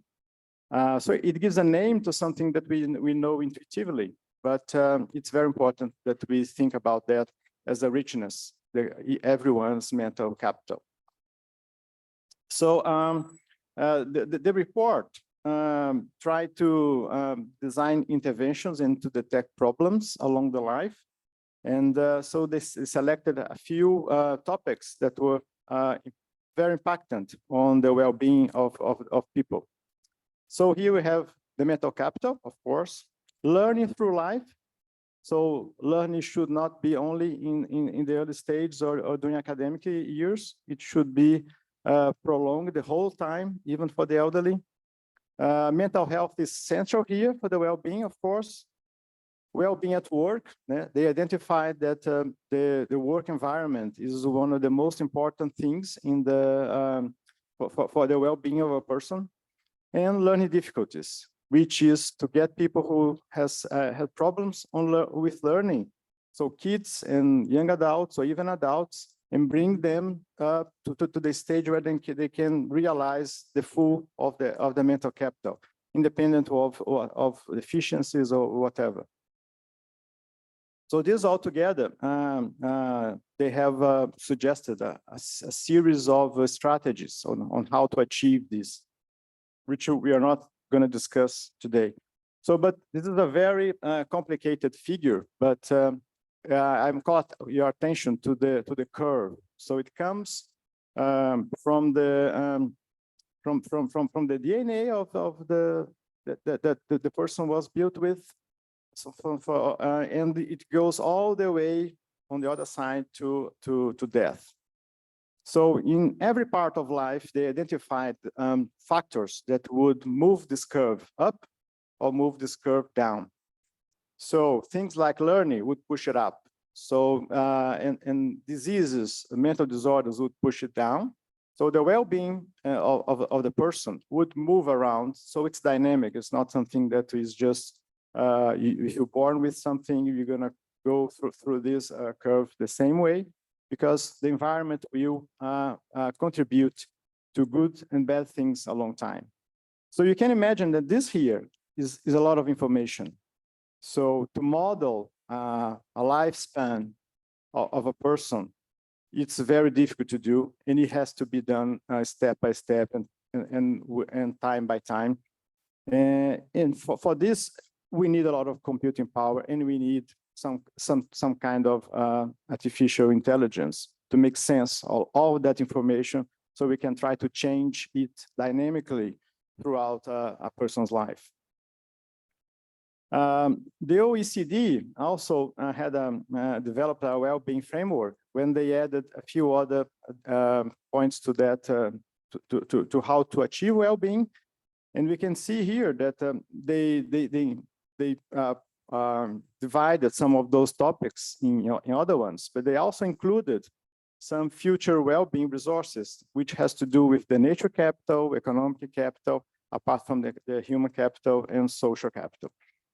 So this adds more information to the system and more things that we have to deal with in order to develop the well-being for the whole world, or to spread it around the globe. But it's very difficult because we have a deprivation of data as well. At the same time that we have too much data, sometimes we don't have any. And this is an illustration of that. So you can see that this is also from the OECD, and Norway is very good on having data on the people. So they have all these indicators. And here in Brazil, for example, we lack almost all of them. So the AI has to help us not only to analyze the data we already have, but also to gather the data that we don't have. So mental health is central to that, and I think that COVID-19, the pandemic, showed it very clearly, because apart from the problems directly related with the disease, the other problem that we had during the pandemic was with mental health. So we have an increase in all kinds of brain disorders and mental disorders during the pandemic, because due to stress, due to isolation, or every kind of thing. And this made with it decreased the well-being during these 2 years that we have been passing through. So if we have a goal to improve the well-being of the population, we have to be very careful about mental health. This is another one from the report by the Foresight, and you don't need to pay attention to what is in the different boards there. But the thing is that on the left you find some of the factors, physical factors and social factors, things associated with work and school and everything, that will converge in this person in order to have the development or not of several different mental disorders. So again, this is to show how problematic it is to analyze all this. So it's impossible for us to sit down, read papers only, and just come out with something that would be done to like prevent some kind of mental disorders or improve mental health of people. So we need something powerful to be on our side, and that powerful thing probably is AI. As an example, medical knowledge in the 50s, it would double its amount in 50 years. It used to be to double in 50 years. In the 80s, to double it came down to 7 years. In 2010, it was 3.5 years. In 2020, we have 73 days to double the whole knowledge in medicine. So it's just crazy.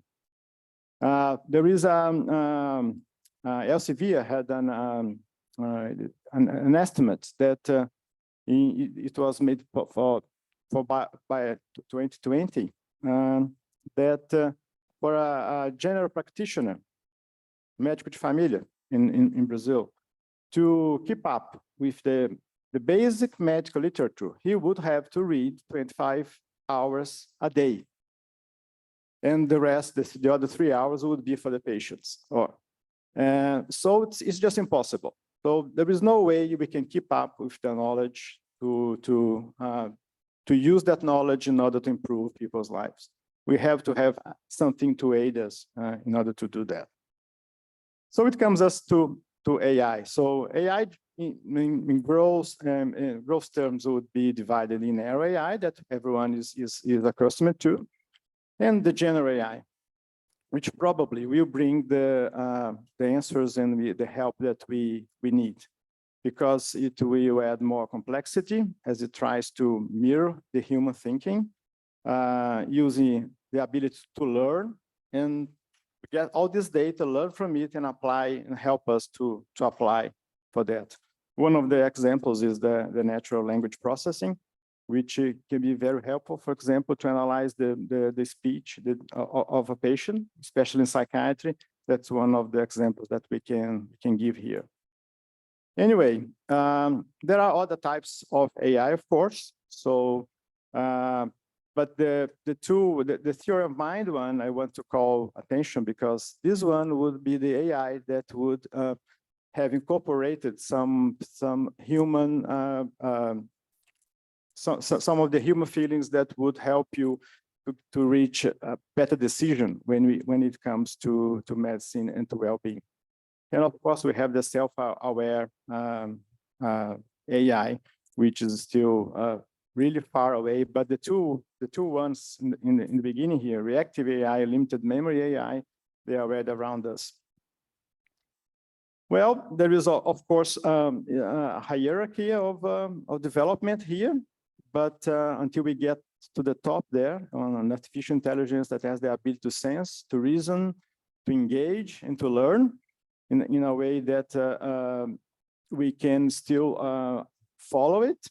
But in medicine today, there are some areas where the performance of AI is already more reliable than a human expert. For example, to analyze data from laboratory measures, the AI does it really well.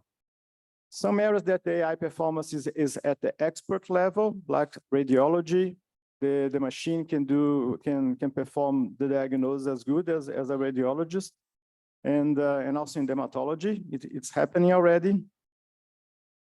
There are some areas where the AI performance is going up, like, for example, to analyze EEG or ECG.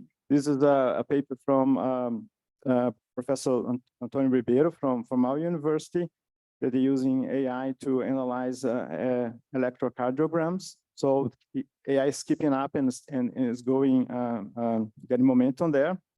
Some that AI is still not performing well enough. For example, robotic surgery.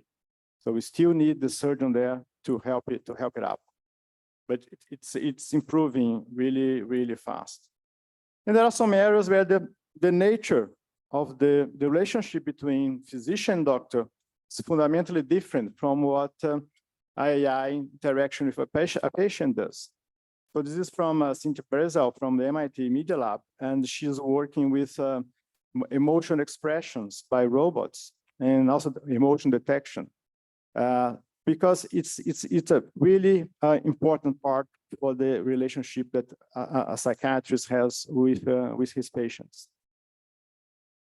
Well, everything is going really fast in this area, but this probably it will be one of the areas that we're going to have more delay when in terms of having a machine that can interact with a human in a better way.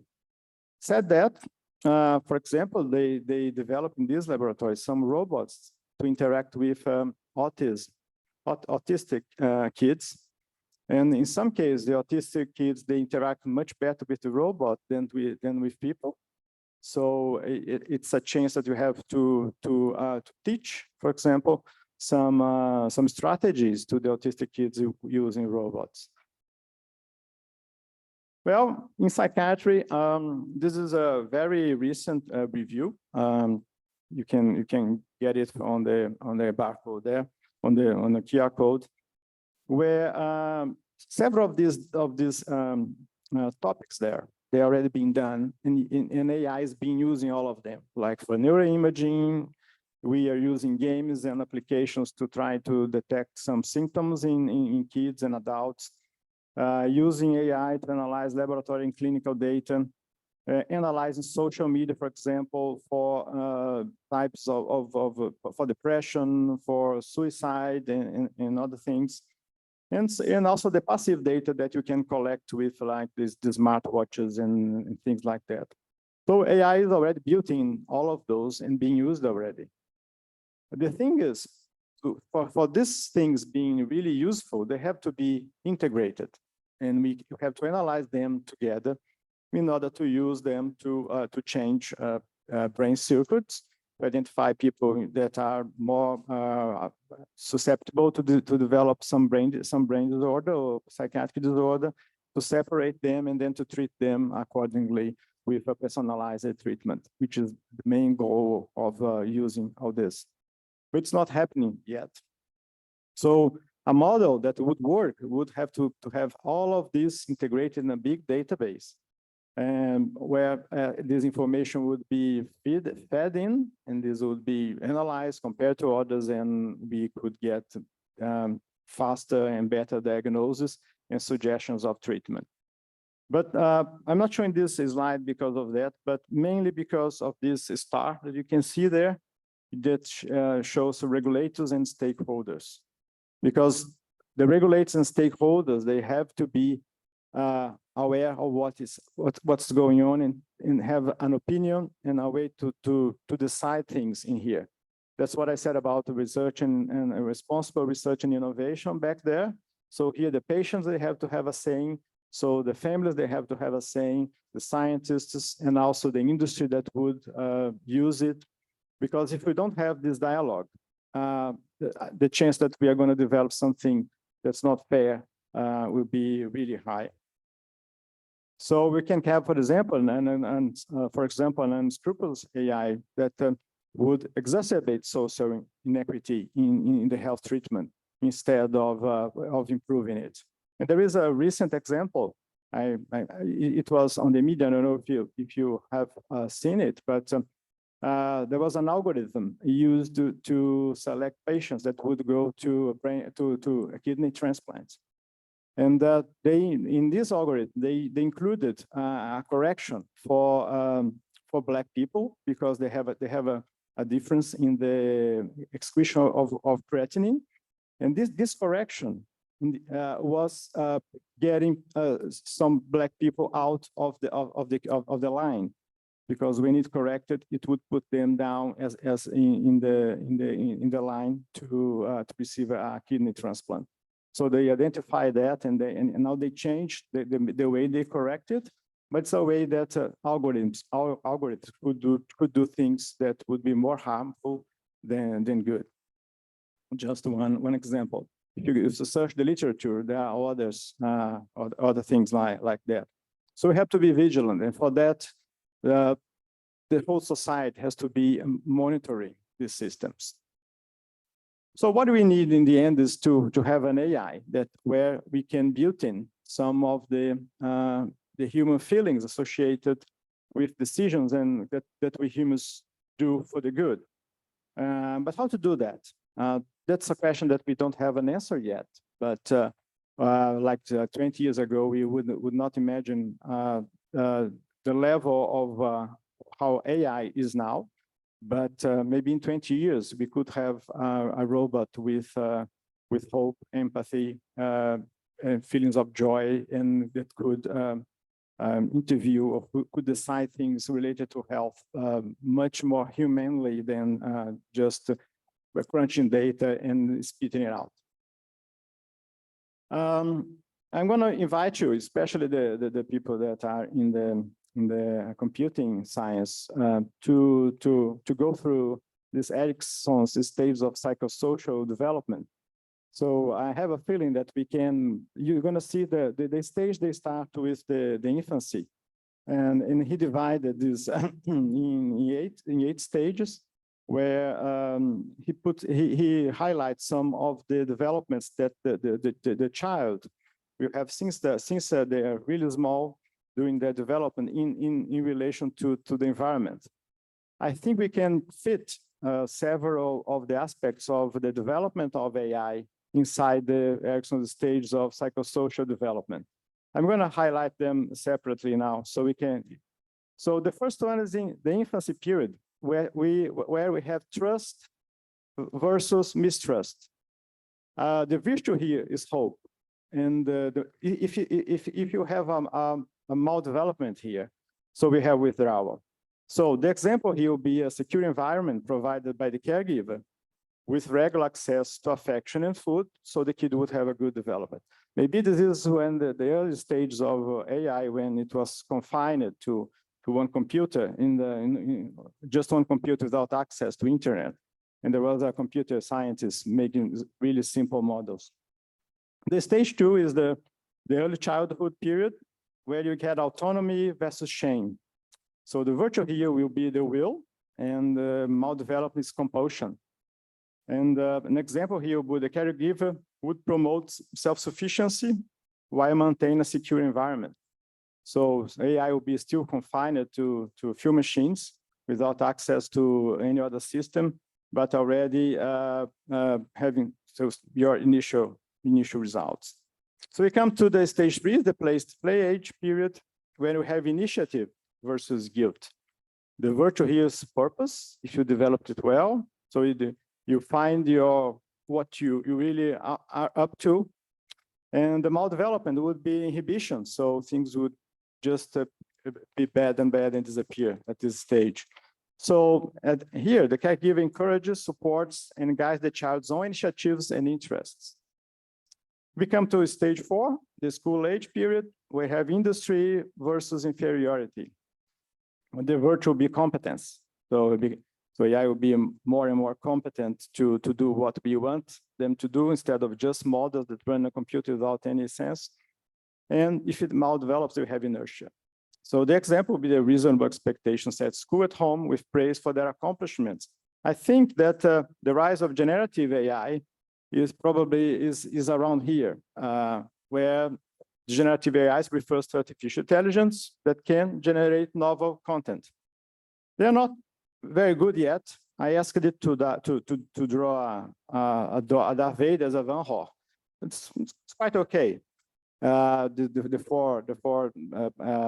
The four pictures that it drew.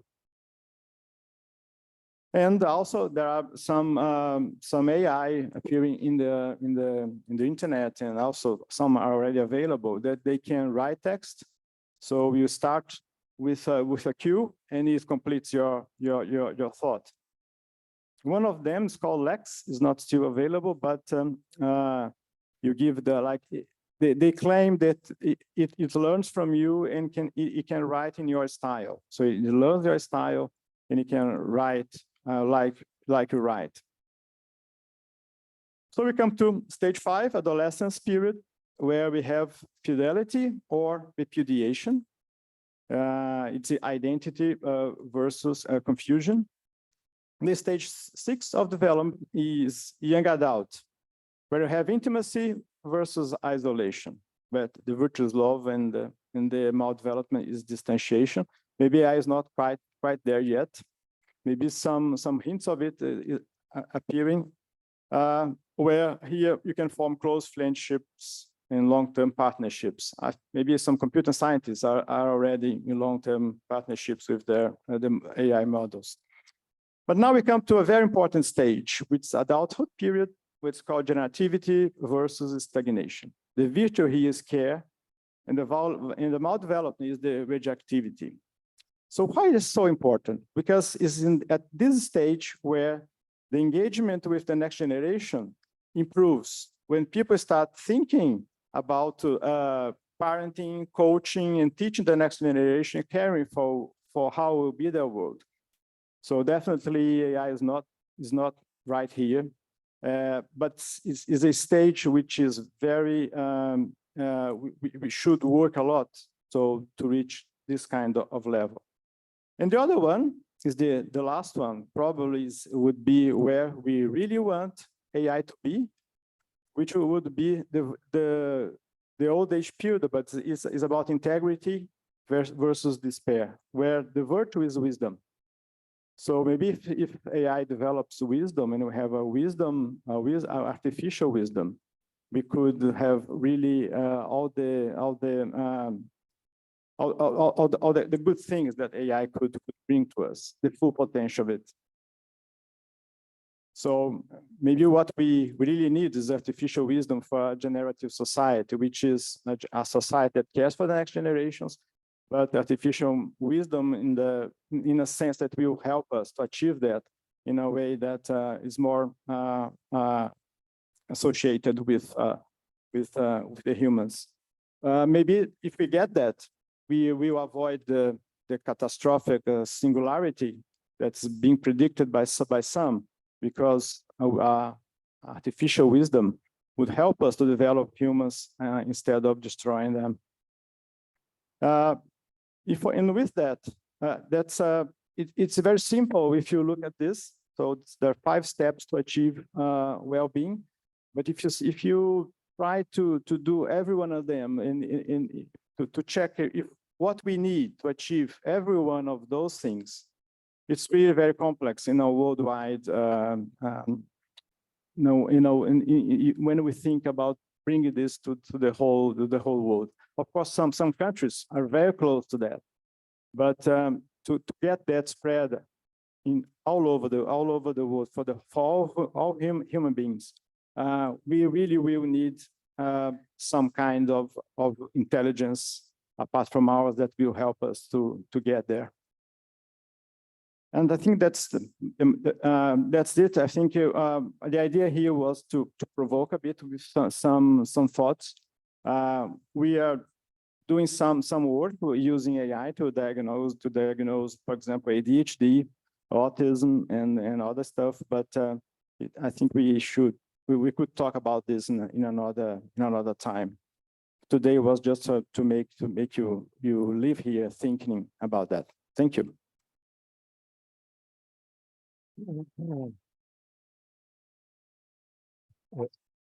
Thank you very much, Professor Marco Romano, for sharing, more than knowledge and wisdom, for sharing the human look at what we are talking here, artificial intelligence, and bringing the different stages at the end, what you brought, and how it affects not only artificial intelligence as something to mimic, but how we interact with this situation. Thank you so much. The floor is open for questions. First to Professor Marco Romano, and if we have time, also questions for Professor Martin Rees and Professor Adayonat. So let's begin with Professor Marco Romano. The floor is open.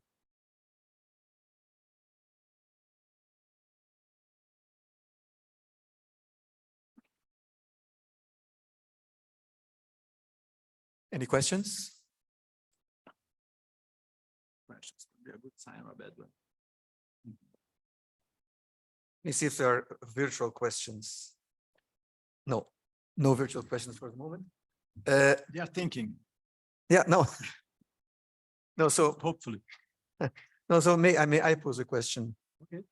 No, the question is the question of what you presented with regard to different cultures. It means we are looking things from maybe a specific perspective, but if you have let's say if what you said for instance a model of development, if it's also relevant for different societies than ours, the indigenous people, the people in the Far East, and so on and so forth, or is it a kind of a Western way of looking at things and reflecting our evolution? In fact, I think that you can fit the model in society is multicultural. In fact, there are lots of studies of the development, the psychosocial development, when you consider different societies, and the stages would be maybe the specifics would be different, but how the person would acquire those features a long time. They're very similar. And the other thing is about well-being, that what they identified as things that would bring well-being, the feeling of wellness to a person. They are very similar as well, even if you change cultures. And one of the things that's very important, and you can consider that in every culture, is, for example, the feeling that you are useful to that society. So you're going to find this kind of thing that's rewarding to anyone in any culture. So there are some specific some things that are really universal, maybe even for extraterrestrial. Thank you. Now we have a question, please. Thank you, Professor, for your lecture. Louder, please, Mike. Thank you, Professor, for your lecture. I would like to ask a question about the bad sides of the artificial intelligence in mental health. Can you talk a little bit about the commercial use of artificial intelligence, thinking about addiction that it might promote? I'm thinking about those short videos like you have on Instagram and TikTok. They do use artificial intelligence to find what people want to see, and they keep. No, certainly. The basic mechanism of addiction is for you to have an instant reward. So the faster you get a reward for something, it's a drug or gambling or whatever, you get addicted to it. And what this algorithms do, like TikTok and others, is to show you really quickly images that you liked. So they feed you more and more in a way that's very similar to pachinko machines. If you know caça-níqueis, it looks like that because it's really fast, and so the reward is quick, and it offers you all the time because it identifies the patterns of things that the person likes, and it keeps feeding you that thing all the time. So this is one part of the bad side of AI for psychiatry. That's an addiction to media. And also the other part that's really bad about it is the social media, the impact it have on the self-image of people.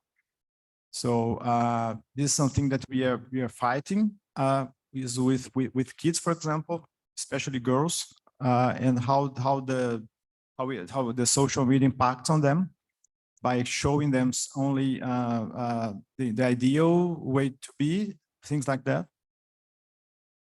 But it's very difficult to especially during the pandemic, because everyone was on the media. It was a way to pass time. So you can imagine that lots of people were much more exposed to this kind of thing. But there are lots of literature showing that the mechanism that keeps people on the media is very similar to the use of cocaine or something like that. Do you see a solution? Sorry? A solution to this problem? A solution? No, not in the short term. Okay, we have two questions that came by Zoom. The first, Professor Marco, is will artificial intelligence eventually replace psychotherapy, at least in part? I guess so. I think that some parts of the psychiatric treatment could be done by, especially a diagnostic aid, for example, to detect. AI could help detect some features of mental disorders and help the psychiatrist or the psychologist to reach the right diagnosis. The thing is to substitute completely, like something like psychotherapy. As I said before, like the robots for autistics, maybe it would work better to have a robot, because the kids can interact much better with the robot than with humans. But it depends a lot of the temperament of the person.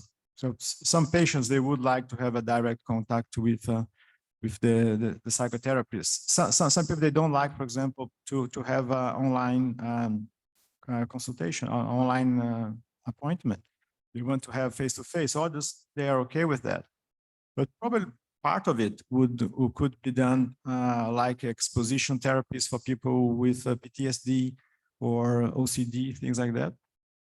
Possible. Okay, and the second question is a long, first, the participant thanks everybody, Professor Martin Rees, Professor Ada Yonat, Professor Marco, and also the organizers for, especially for the whole event, which has been very interesting. It's a long question with some elements before, but going to the grain, the question is the following. There are some areas where you have now a more balance between genders, for instance, health in Brazil. So how do you envision creating more balanced groups, teams to develop AI in a more ethic and responsible way? Exercising it. That's the only way, is to open up for the inclusion of people, of all genders, of all races, creeds, and everything. It's just doing it. There is no other way. Professor Esteban wants to pose a question. That's it. Yeah. And then we have Julia. Is Julia around? Yeah, Julia has a question after for Professor Ada Yonat. So yes, I would like just first to thank all of you, Professor Martin, Professor Ada, Professor Marco Aurelio, for bringing us so provoking and innovative informations in the name of the organizers. And Professor Ada, I would, you mentioned that the protein folding form, it's a local minimum. What I would like to know is how stable is it?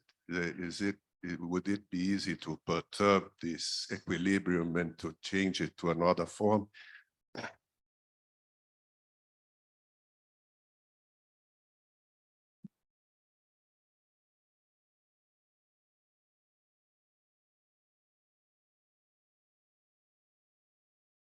I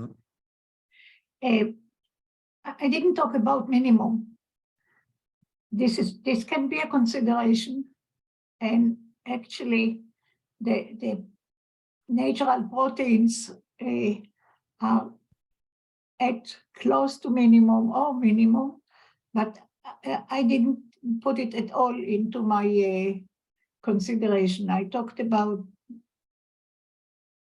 possibility of making contacts and interacting with the substrates or with other molecules by a geometrical, stereometrical criteria. Of course, this boils down to minimum, but it's not directly approached. So this is about minimum. What was the second part of your question? Seems to be that was his question. Thank you, Professor Ada Okay, Yonat. but Julia. I want to answer the previous question about gender and equality that was asked before. In my opinion, the only criteria should be the suitability of the person, the knowledge, and the performance, sex, or it means gender, or any other personal quantities and qualities shouldn't be considered at all. Okay, I think we have a subject for a new seminar. Okay. Julia. Good morning. My name is Julia. I'm a student of mathematics here, and I would like to know if it is possible to induce artificial epistasis here, or you think in the future? Could you, it was difficult to hear you. Could you be more? Is it possible to induce artificial epistasis?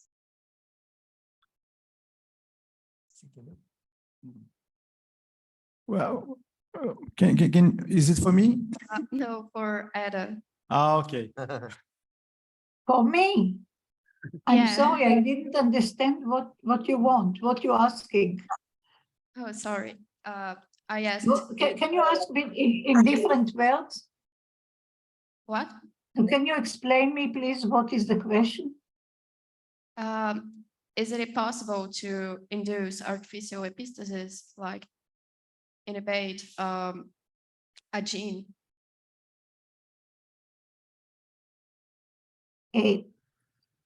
Still, there is not AI about genes. The suitability of a gene to produce a protein is natural. Now, you're looking for a specific change in a protein, then through the gene, then maybe it's possible and maybe not. It depends on the gene and on the protein. It means you want to mutate the gene. Is that what I understood? Maybe I'm wrong. And this is so far I don't know about AI for gene mutations, but my brain is not accommodating everything. Thank you. Okay, one question more, please identify yourself.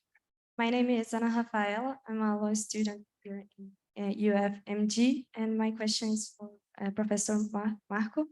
I would like to know if is artificial intelligence already used, or could it be used as a tool to measure well-being?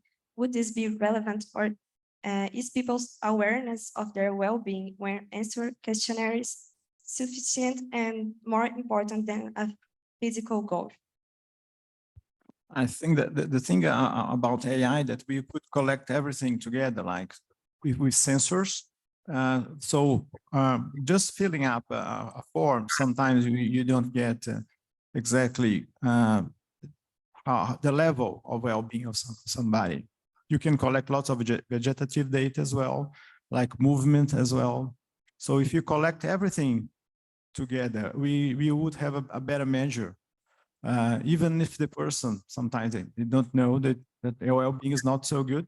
So we could detect it with this kind of measures. Thank you. Okay, any other question? Well, yeah, please. Can you move the microphone to the other side?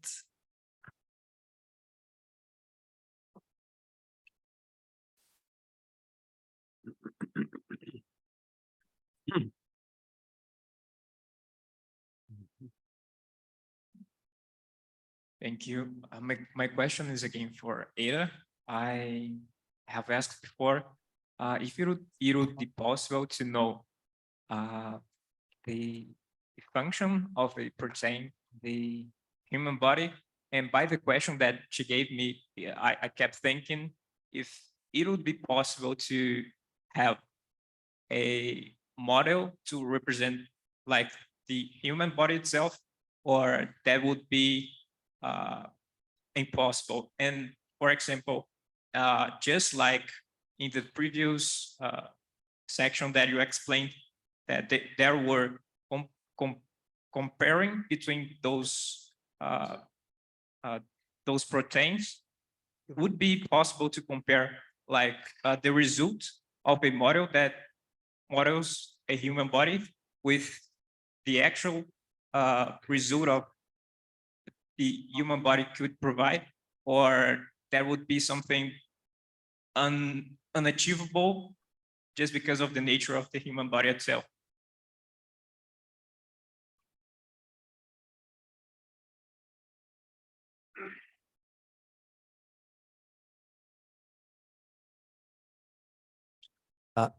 Ada, could you please I'm sorry, but again, I didn't hear the question. Can you Oh. please repeat? Yeah, sure.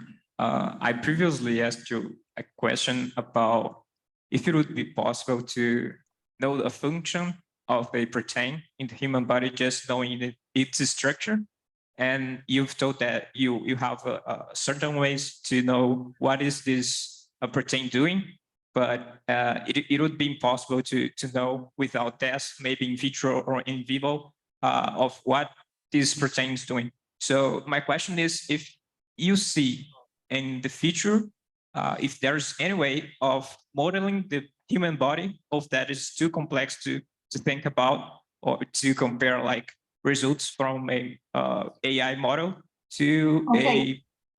yeah. Now I understand. To envisage what protein can do, in principle, it's possible to put by AI to put together, to put in the same file the protein structure and the substrates that you suggest, or your thousands of substrates that maybe, and see what can be bound to it based on AI wisdom. But I think that this is done sometimes, not only with AI, but when a protein is being purified accidentally, and the scientist wants to know what it does. But usually, solving a problem, not only suggesting, is done by knowing the function and seeing how the protein does it. I don't know how it will be developed now that in principle it's possible. Maybe there will be, it's logical that there will be scientists that will look for all substrates, all proteins, and see which one recognizes the other. The other question is if we can synthesize a person. Yes, or exactly. an It would be animal, possible to represent the human body. the whole human body. Maybe I'm too short-sighted if I say no, and I will be too courageous to say yes, because let's talk about a virus or a better how you call it, a bacteria. I think even in predicting or building a bacteria, it will require a lot of knowledge above AI. AI may suggest the right, some of the right components, but life is more than just a collection of components, in my opinion. Thank you, Professor Ada. We have the last questions that came by Zoom. The question is general, and I will address it to Professor Martin Rees, if he's so kind to answer. How could AI help us in the future to deal with hate speech, intolerance, with things that have divided our society, in a scenario where artificial intelligence itself has also been used to make individual interests prevail over collective interests? If you can be so kind. Yes. Well, I'm not sure it's going to be at all easy, because my concern is that even when, as we heard, AI is capable of writing coherent prose, does it in a real human sense understand what it's doing? It understands which words go together and in what order, but I think the only way it could achieve what you envisage would be in a rather formulaic way, by discovering which words, which phrases are associated with hate speech and which aren't. So I think it's going to be very hard to have an AI which can do as well as a human in that front. Although, of course, it can do it crudely, but much, much, much faster. So it may be possible to have this crude censorship on a big scale when it would never be possible to have enough humans to do it. But I think it'll be crude because we don't really know the extent to which we can think of the machines as actually understanding, even when they can put words in the right order. Thank you so much. We are approaching now the end of the session. Professor Estevão, any? No? If I may just say one personal, make one personal remark, which is the following. When we have so powerful technologies, and Professor Martin Rees reminded us in his lecture, in his presentation of nuclear energy, there is and there's always a risk that we have what was described by Goethe in his famous poems, Sorcerer's Apprentice, that became a symphonic poem by Paul Dukas, which was popularized by Walt Disney in the film Fantasy. It means that it gets out of control, and then what do you do? So I think we had a very, very special morning in this last day of the seminars. Thank you again so much to Professor Martin Rees, to Professor Ada Ionat, to Professor Marco Romano for their contributions. Thank you for the organizers. Thank you for the questions that were posed. And I'm sure that it opened our minds for further thoughts, and hopefully will promote a continuation of this dialogue even after the session ends. So may I ask us to give a round of applause to the three speakers.